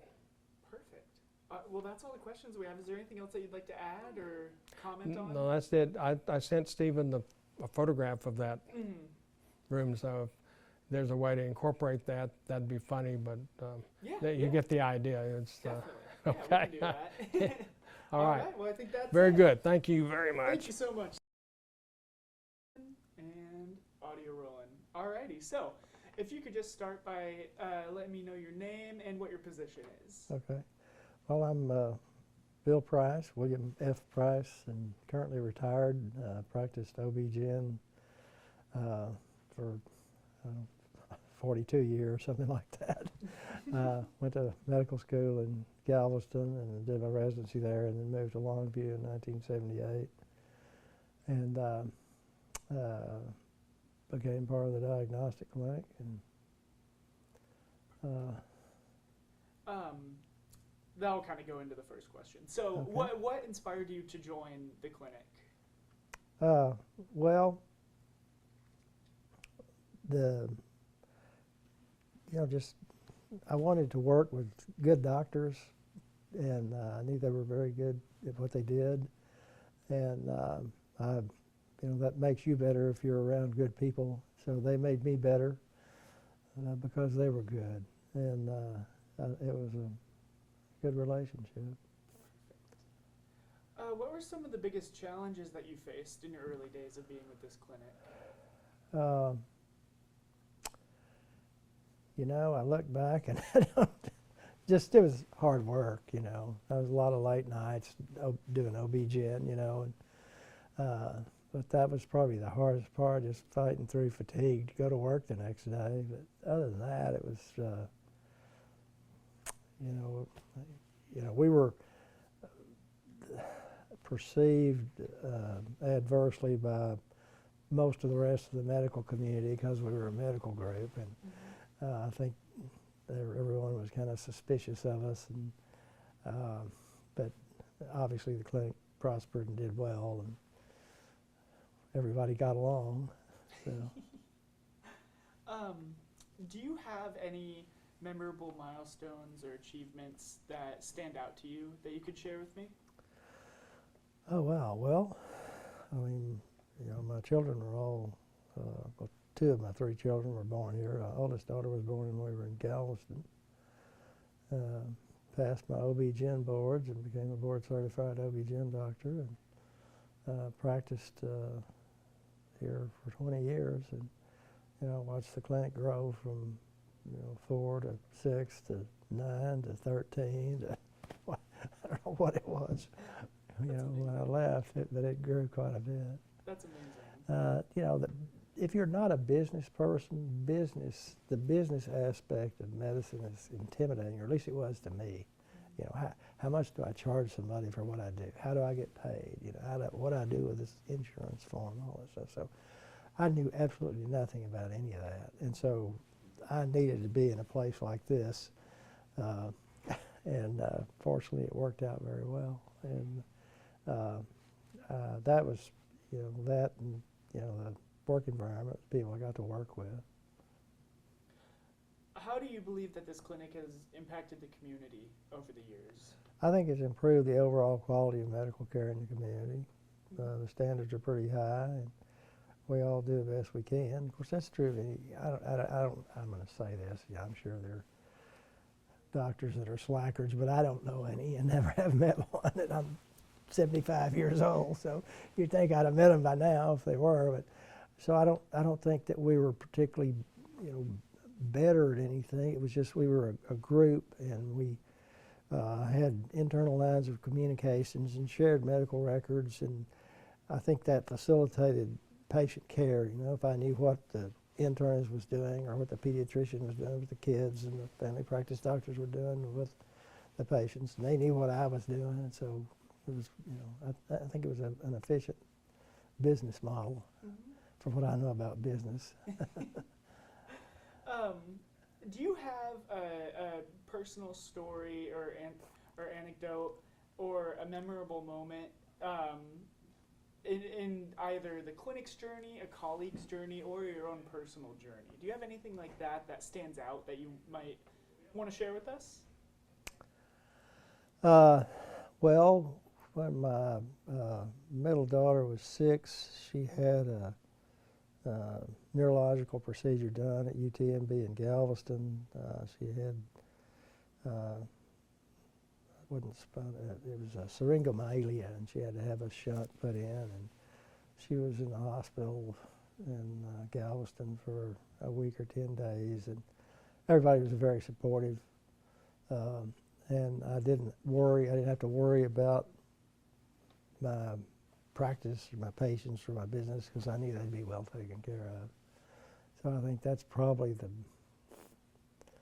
biggest thing that I can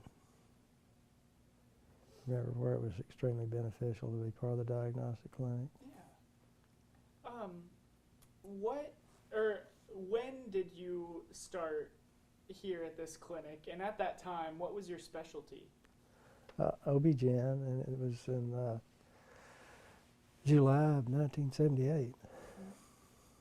All right. Well, that's all the questions we have, unless there's anything you'd like to add or comment about the clinic. Seems like the last century, you know, it was. All righty. Well, I believe that's it. Thank you so much. Yes, sir. Thank you. Perfect. All right. I'll grab that mic pack from you. Oh, real yeah. quick, too. Yeah, I don't want to take your microphone there.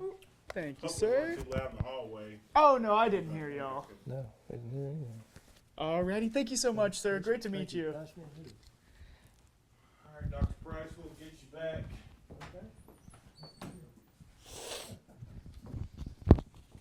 All right, camera rolling, audio rolling.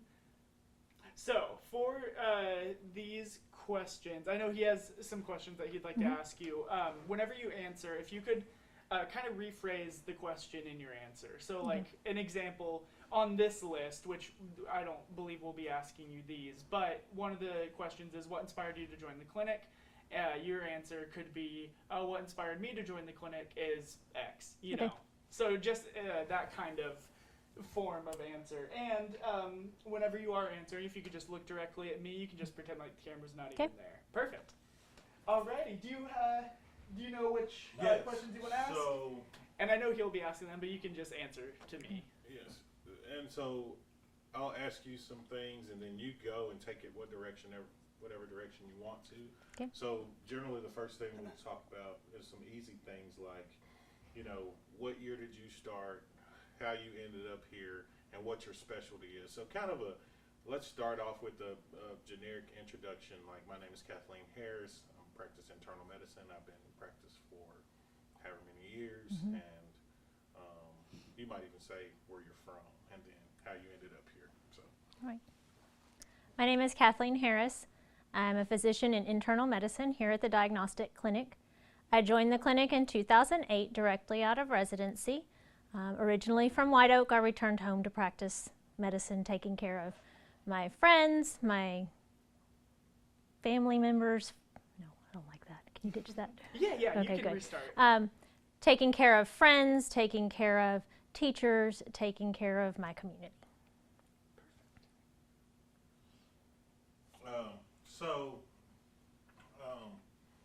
When you're in residency, did you ever consider hospital employment, or was it always private practice? Just tell a story of however, whatever determining factors help bring that, and be as authentic as you can. Oh, yeah. Not looking for a script.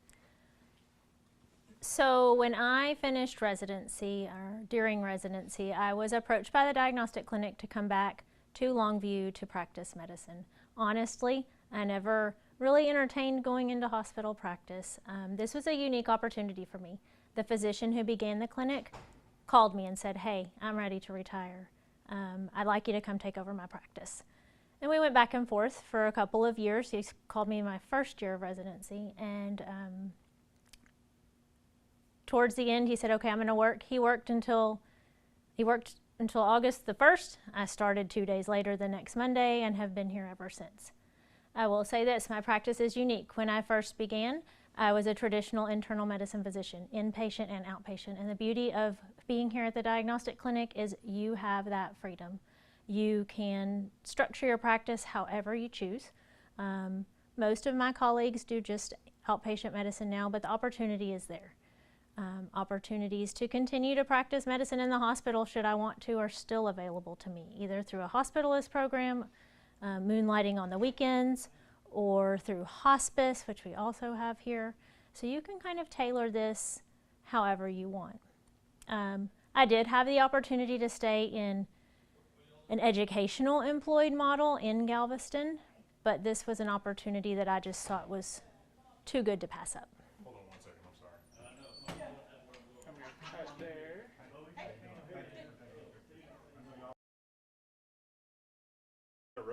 Did I cut you off? Oh, no, I think she ended it perfectly. Okay.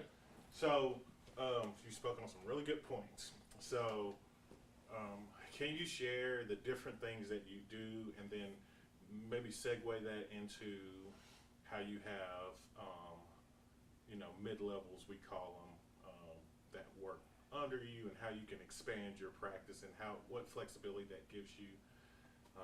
And then I have another question. If you can remember it, if you don't, we'll follow up. Just the beauty of the continuum of care, and how that model is really good for your practice here, or what you see the strength in that you see here, as it is from OB, getting them from OB. So being able to, Yes, yeah. And maybe you can't speak to I that. can't That's really okay. speak to that That's very okay. well. That's You okay. know, when we had lots of specialists that were well intertwined with us, that was much easier to speak to. Okay. That's okay. At least at my practice level, you That's know. what I'm Oh, Adjusting sorry. the mic. Oh, no, you're totally fine. I'm just going Might to not adjust be it as just a relevant to bit. you as it was to someone else who spoke to it, so that's okay. Yeah, just I mean, don't- like if I had a cardiology and, I mean, I know we've got GI and we've got ortho, but I understand. for what I'm doing, that's not, and I was going to say, yeah, when I was in and out of the hospital, there was that continuity, but it's not there now.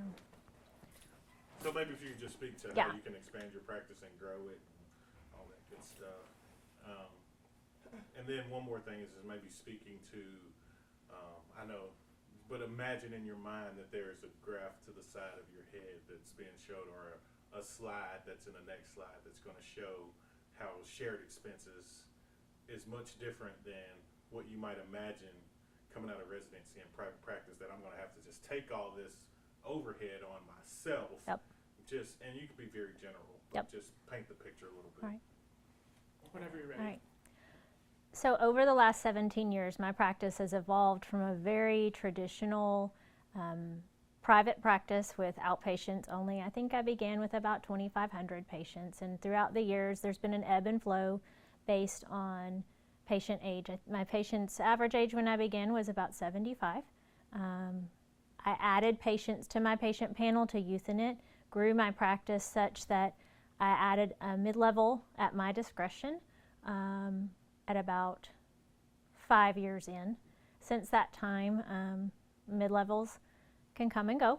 I currently have a physician's assistant with me now, and my mid-level structure is maybe different than some of others. I do not supervise multiple mid-levels. I have a mid-level that's a true extension of my practice, a true third arm. All the patients that I care for are mine, and I'm intimately involved with all of them.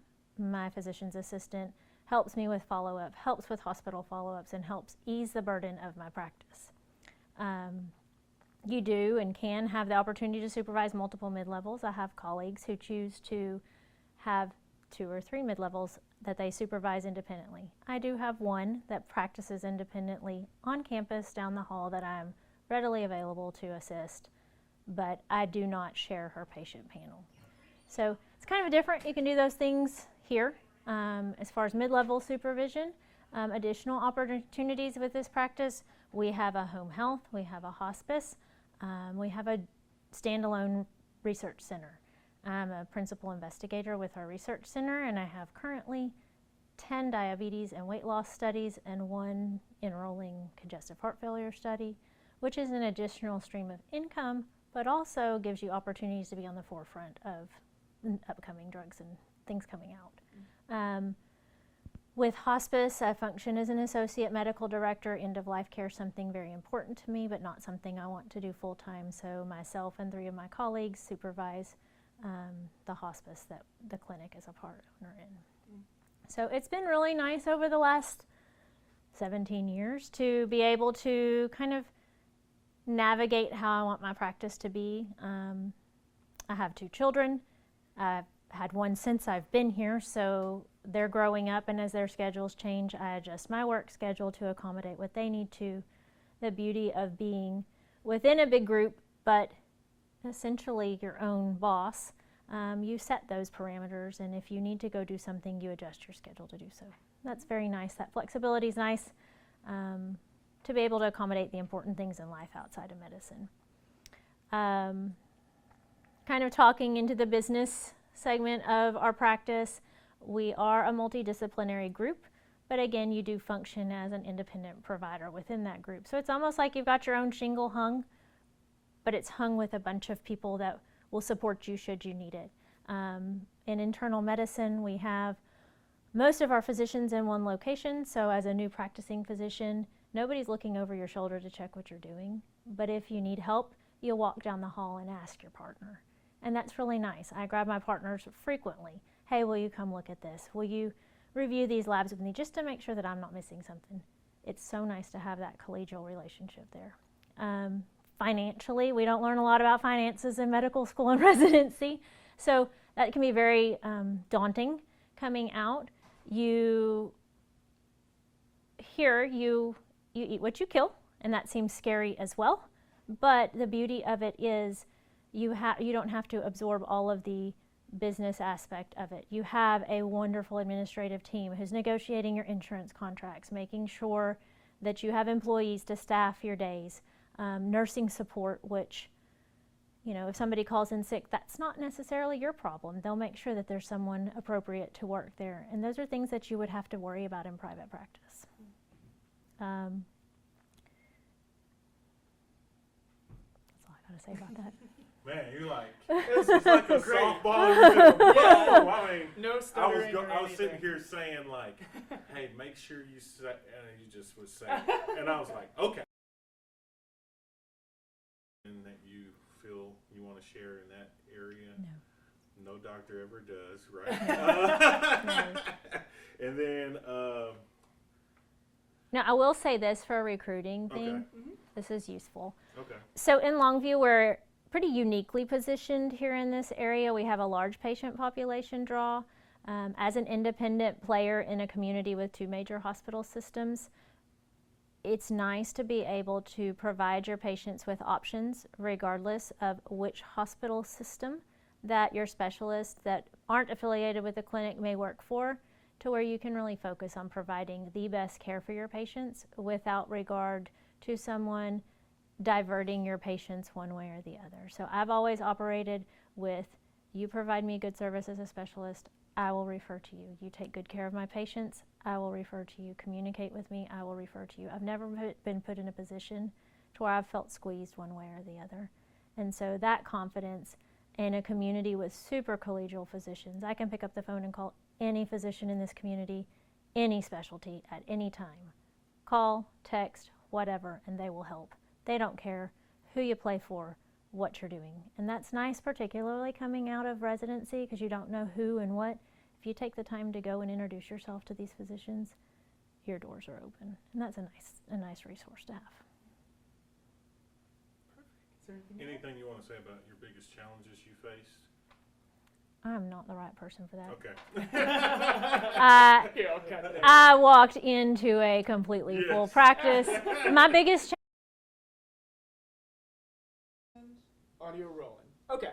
So, if we could just start by you letting me know your name and your position. Okay, my name is Robert Wheeler. I go by Bob, and I am the current president of the diagnostic clinic. I'm an obstetrician gynecologist in full practice. Perfect. So, first question. What inspired you to join the clinic? So the thing that inspired me to join the clinic is finished residency in Galveston. Sorry, if we could start over, if you could just look at me. Oh, okay, while you're so that saying when it. I look at the camera, that's bad, huh? Yes, sir. Okay. Yeah, you can just ignore the camera Okay. completely. It Okay. doesn't exist. Okay, so the thing that inspired me to join the diagnostic clinic was meeting Bill Price and Henry Gore, two OB-GYN doctors who are already here in the clinic. They trained at the University of Texas Medical Center in Galveston. Dr. Gore came to Longview in 1979 and Dr. Price in 1978. They were looking for a partner, and so they invited me to come and to visit Longview and to think about joining the clinic. I'd actually never heard of Longview, Texas at the time that I first came up here. I'd heard of Tyler because Earl Campbell excuse me, played football for the Houston Oilers, and he was known as the Tyler Rose.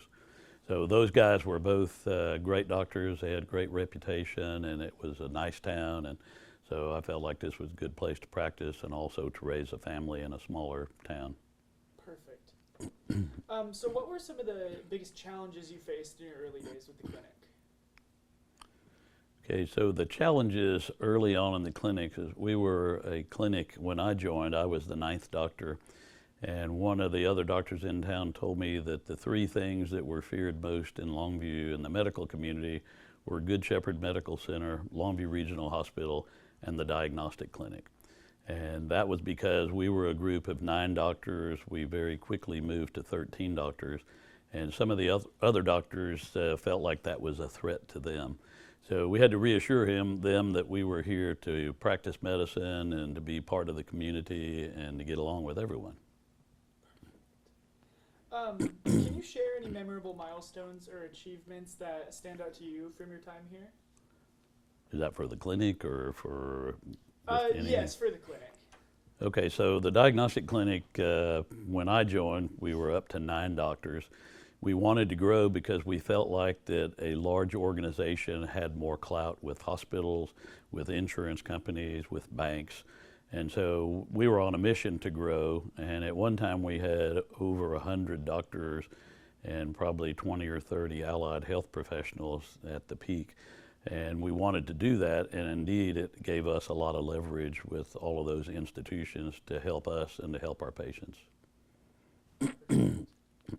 How do you believe that this clinic has impacted the community over the years, in your own words? Okay.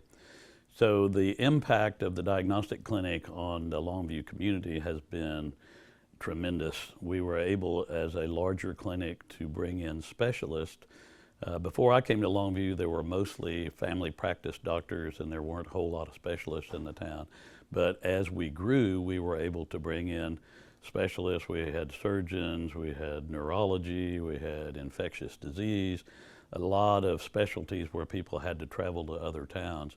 But the diagnostic clinic was large enough and could bring those people to town. Sorry, I got this ragweed gets me this time of year. No, you're totally fine. No worries. Do you have a personal story or anecdote or kind of like a memorable moment, whether it be from you, a colleague, or just kind of something you've heard within the clinic that you would like to share, something that stands out to you? That might take a long bit of thought. There are about 100 of those probably, but which ones would be interesting to the general public at large? I think just what's interesting to you is what's important. Yeah, I'm thinking about the important milestones. Maybe. Oh well, I'll tell you. I can tell you one. So I came to Longview in 1983. At that time, Good Shepherd Medical Center had labor and delivery, surgery, and all those services, whereas Longview Regional did not have labor and delivery. So we did surgery at Good Shepherd and also at Longview Regional, but we only did obstetrics at Good Shepherd. So there was a law in the state of Texas called a Certificate of Need law, and in order for a hospital to introduce a new service, say to buy an MRI machine, to open a labor and delivery, they had to prove that there was a need in the community that wasn't being met by the resources that were already there. That law expired in 1986, and at that time Longview Regional decided they wanted to be a full service hospital and have labor and delivery as well as surgery and other parts of the hospital. And so in 1986, they opened labor and delivery in September of that year.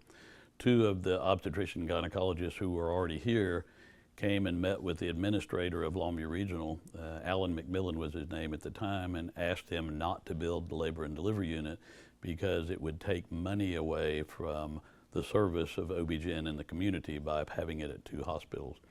So it was basically, they were saying there wasn't enough money to have two good units. But they said, I'm sorry, that's already been made as a corporate decision and labor and delivery is going to be open. So as soon as the labor and delivery was going to be opened at Longview Regional, Good Shepherd started a refurbishing of their labor and delivery and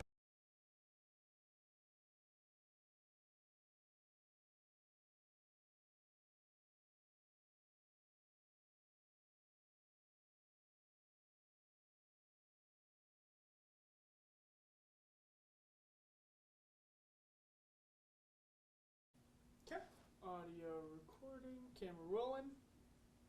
Alrighty, so when did you start at this clinic, and at that time, what was your specialty? as far as starting dates for the clinic, I came July the 5th of 1983 in general obstetrics and gynecology. So that's delivering babies, taking care of women's health needs, tubal ligations, hysterectomies, that sort of thing. Is there anything else you'd like to add or comment on, or something that just kind of comes to mind when you think of kind of what sets the Longview Diagnostic Clinic apart from other clinics in the vicinity?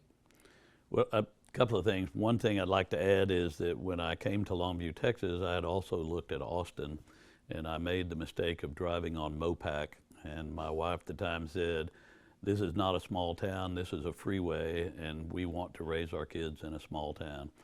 So Longview was the perfect size. I looked at Marshall as well. It was a little bit too small for me. Longview was perfect, and it was a perfect place to bring and raise our kids, which we did.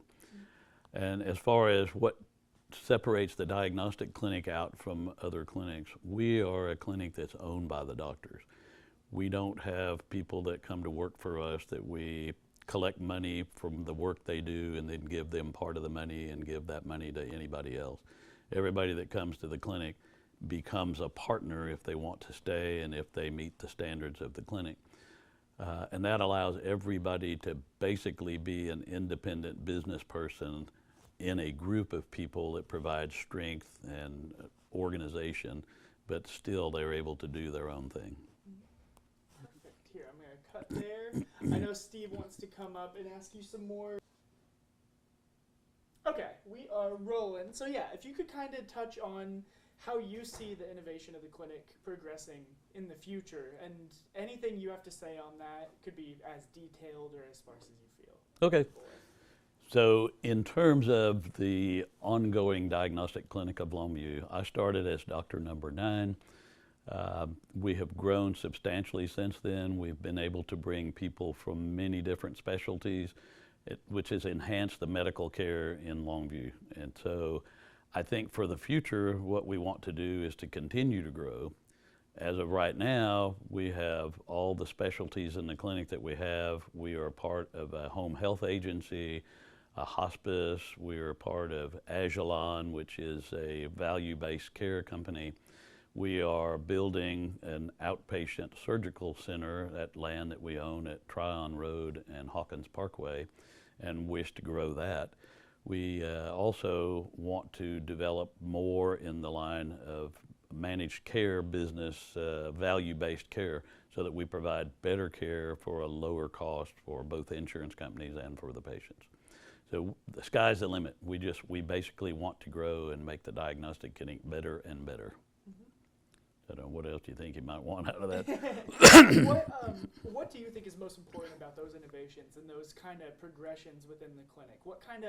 What sticks out to you as being the most important aspect of that? Well, in terms of change and being static, there's an old saying that the only thing in life that never changes is that things change. So medicine is changing, the provision of medical care is changing.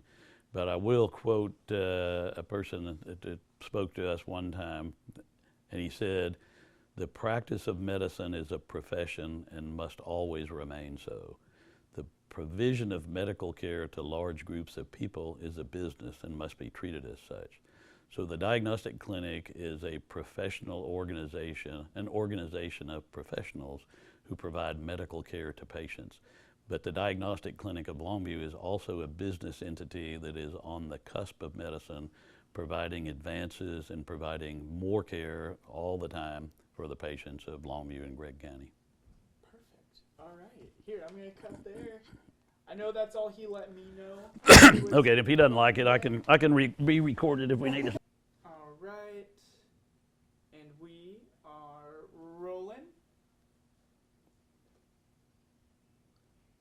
So the Diagnostic Clinic, as I've said, is a multi-specialty organization.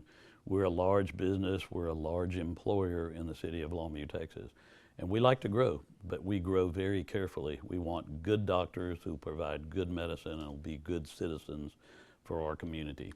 So we don't limit our recruitment to any one area. We're open to people coming from anywhere in the country as long as they have the necessary skills and education and attitude to be a part of the clinic. So we need neurosurgery for our clinic. We need more neurology, lots of specialties that we can bring here. And because of the nature of our clinic being a large multi-specialty clinic with a very large primary care base, we can support specialists from a variety of specialties that might have trouble getting started in a practice in a town that doesn't have a clinic like the Diagnostic Clinic.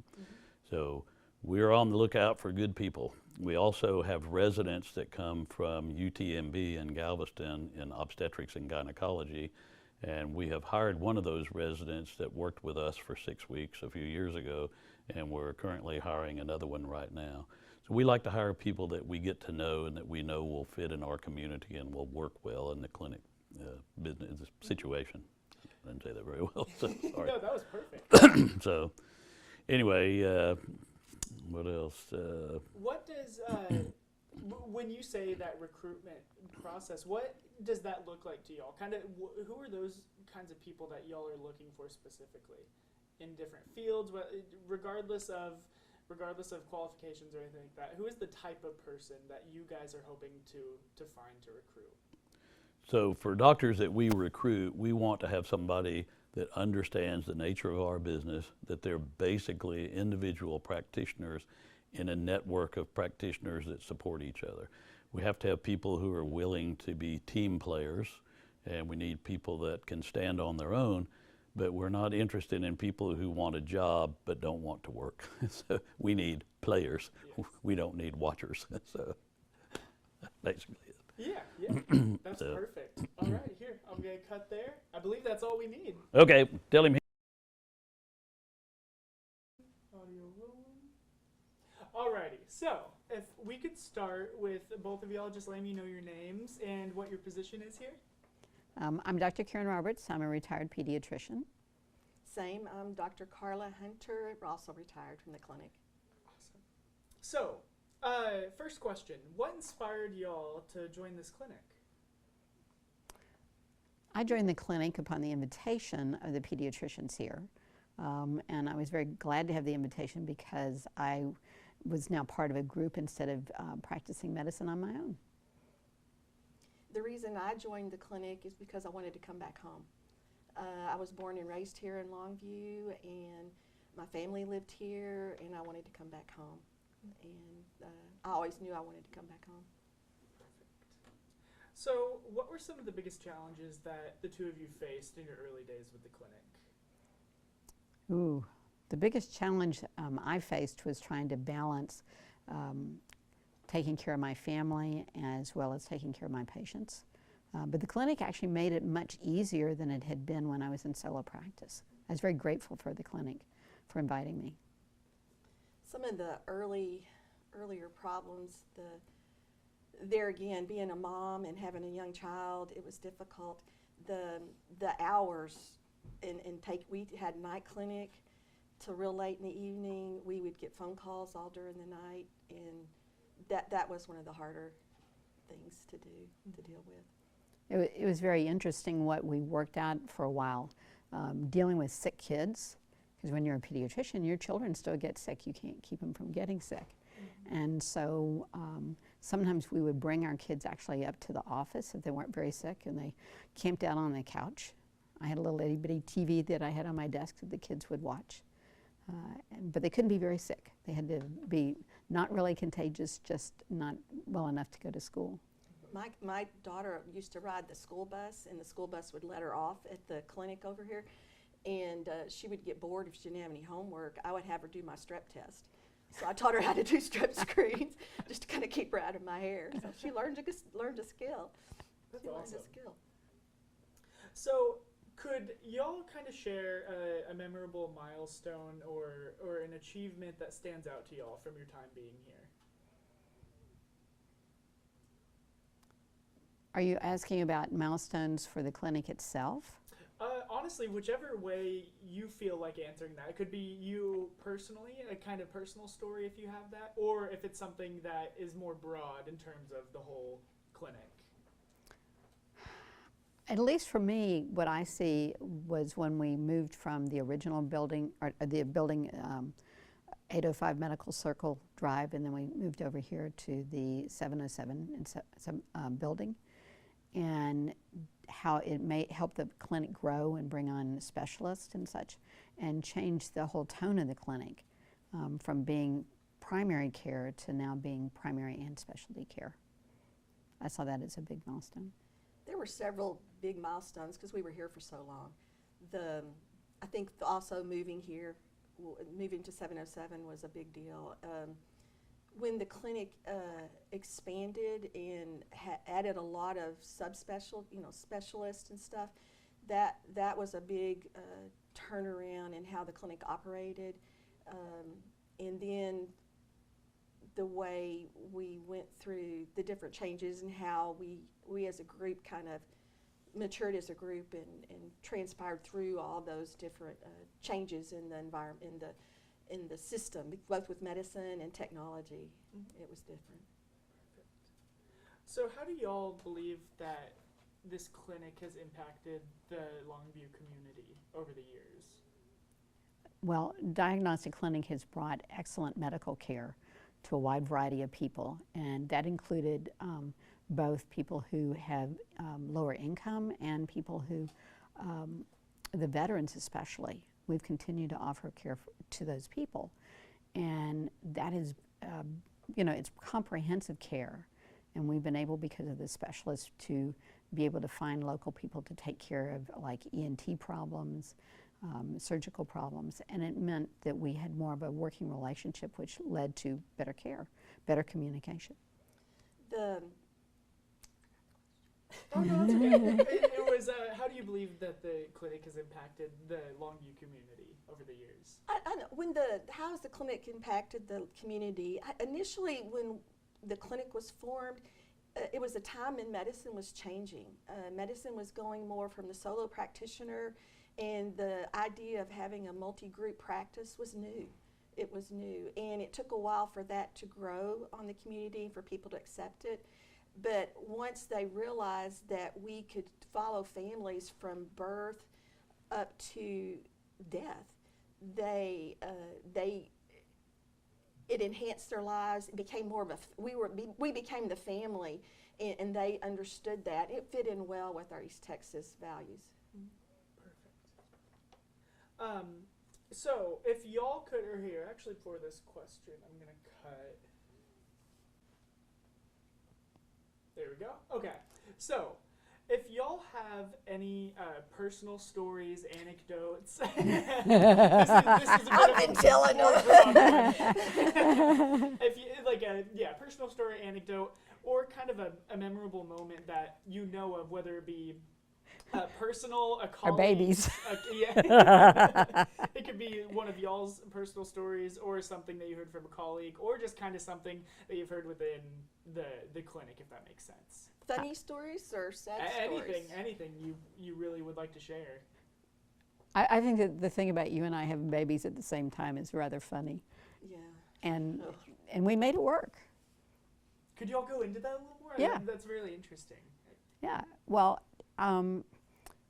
after I'd been with Diagnostic Clinic for a while and had figured out how things work and how I was working well with call schedules and everything, I decided to get pregnant. So I told Carla that I was planning to get pregnant. And we'd been trying for about a year and had no luck. I gave her a year's head start.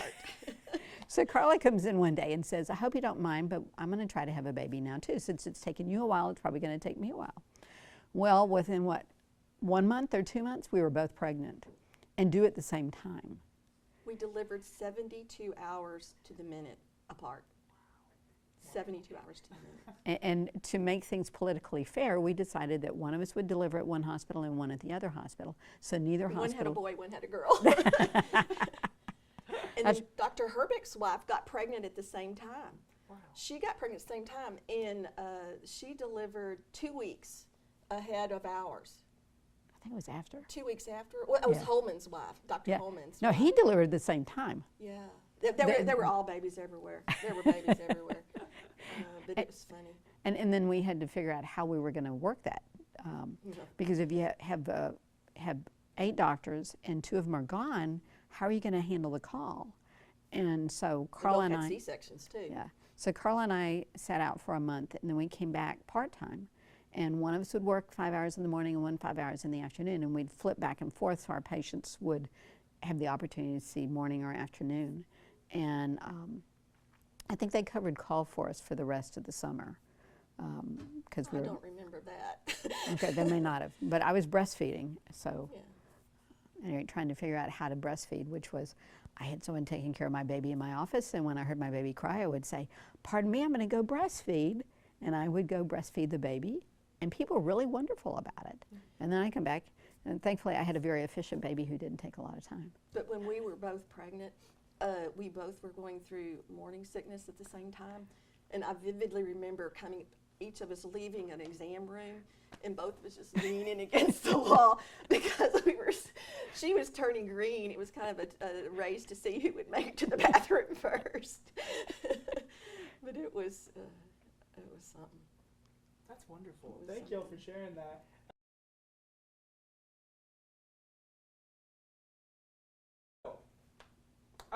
Last question, pretty simple, but so when did you start at the clinic, and at that time, what was your specialty? I started the clinic in 1980, I think it was 84, and I was a pediatrician, and I'm still a pediatrician. I started at the clinic in August 1st of 1986. I had gone to San Antonio to medical school and then to Oklahoma City Children's for pediatric residency. And I moved here with my spouse at the time, and they were in primary care, as was I, and both our families lived here. And so we were taking care of primary care patients here in Longview. Well, those are all the questions we have. If there's anything that you all want to touch on, or anything else that you all want to expand on, anything like that? Did they tell you the time that the car ran into the building and landed on the desk of Dr. Gore was pretty impressive time? I've not Start that story from the top. Yes, I would like to. Oh, memorable times in the clinic. The one day we were sitting at the clinic, and I was with my kids, and all of a sudden there's this big, horrible noise, and all of a sudden these crash and screams and everything, and everybody started running because it was from the internal medicine area, and we went in there, and there was a car sitting on top of Dr. Gore's desk. Some elderly patient had gotten confused or had an issue and ran into all the doctor's cars out in the parking lot, and then veered off and went through the wall and landed in his office. It was a memorable day. I thought of one other. Mine is more poignant. When 9/11 occurred, Dr. Brown actually asked everybody in the clinic who wanted to come over to his corner, and they all prayed together for the lives of those that were lost and those that were trying to rescue those that were not lost. I remember I went to Best Buy at lunch that day and bought a TV and brought it to the office, and we were all taking turns going in there trying to find out what was going on, because I was rounding that morning at the hospital when there was the first plane and then the second plane. You're at the other hospital and there was another, and it was quite upsetting. And I think when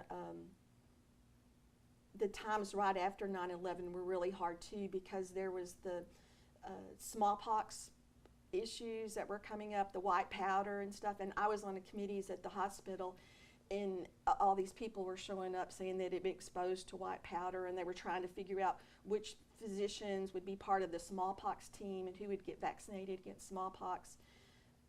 Another time that was a difficult time was COVID. Were you still? No, I'd retired. COVID was tough. It was tough. I remember those first couple of weeks, we didn't have enough protection. It was scary. While we were seeing patients, our computer screens, like every hour we would get an update on new protocols, how we were going to handle it, what we were going to do, and it was a really hard time. It was a really hard time. It was difficult. We actually, the clinic, at the time, we still wanted to see our patients, and we actually practiced, the pediatricians actually practiced in the parking garage. We saw patients in the parking garage, and after it finally got to be like 90 degrees outside, we had all the gear and everything on, and it was too hard to take it off to keep hydrated, and finally it was like 90 degrees, and I told the guys, I said, I'm too old for this. We need to go inside, or I'm going to have to just skip going outside. It's just too hot out here. But that was a difficult time. It was a difficult time. Here, cut. I'm going to cut there. Can we? Yeah. Oh, and you remember you had to regional, in order to get into they had a little lounge area. Well, I don't want to let me. Don't say the word regional. No, I want you to get it all on. We know how. If it's something, they'll make me cut it. But tell everything you want to tell. Yes. Seriously. Tell everything you want to tell, and whatever is not appropriate, Bert and all them will cut it. So we're fine. You're in good company right now. Well, if you want to know the juicy stories of what happened, there are a couple of juicy stories I have.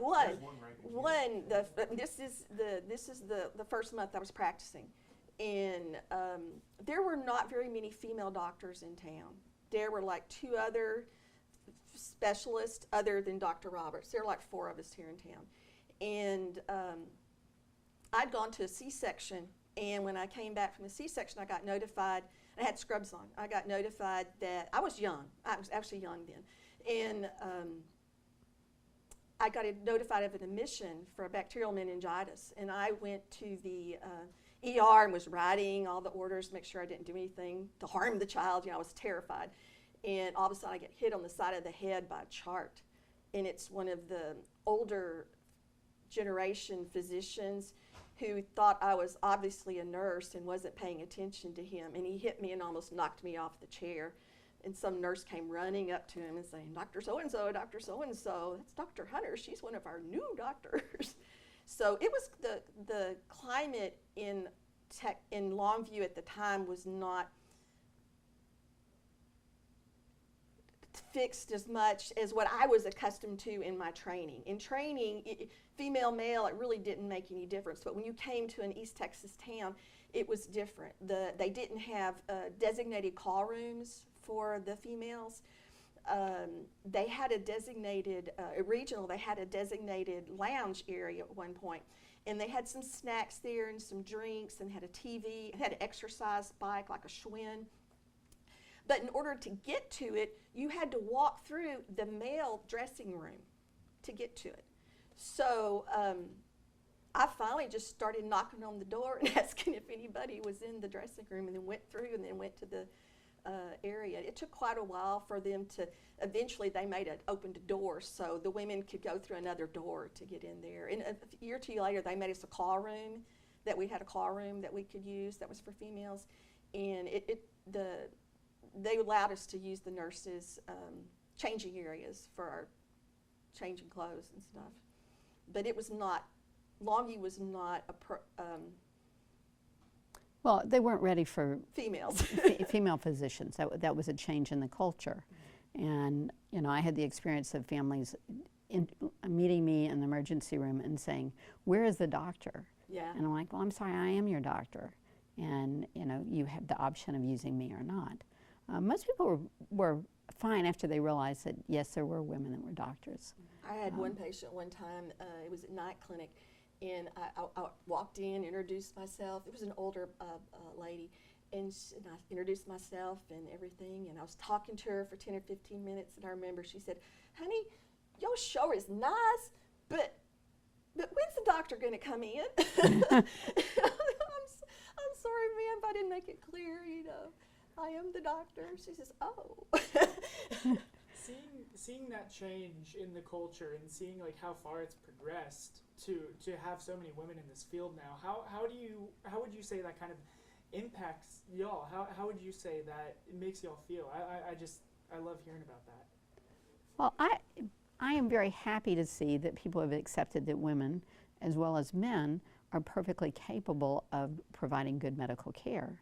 And you know, what I hope that I brought with my practice, and I know that Carla did, was the ability to listen empathetically to people. You know, as someone who is breastfeeding our babies, it was very easy for me to talk to someone about breastfeeding and the pros and the cons and how to make it better. And during that time, the hospital has developed breastfeeding experts who would actually help the women in the hospital. But, you know, we were part of that development, that improvement in communication with our patients. As far as how we helped with the changes in the clinic, I always made a point of asking kids what they wanted to be when they grew up. I started asking them when they were 4 years old. I asked them every checkup what they wanted to be when they grew up. And it was nice because you could see that you had an impact on some of the young females in the community as they realized you could go to college, you could have a career, you could have a family and a career, whereas a lot of them didn't realize that at the time. And so it was impactful by doing that. It was also interesting through the times to see how their choices of what they wanted to be changed through the years. Is there anything else you'd like to ask? I could do an entire separate series. Yeah, y'all are great. on just what y'all are sharing.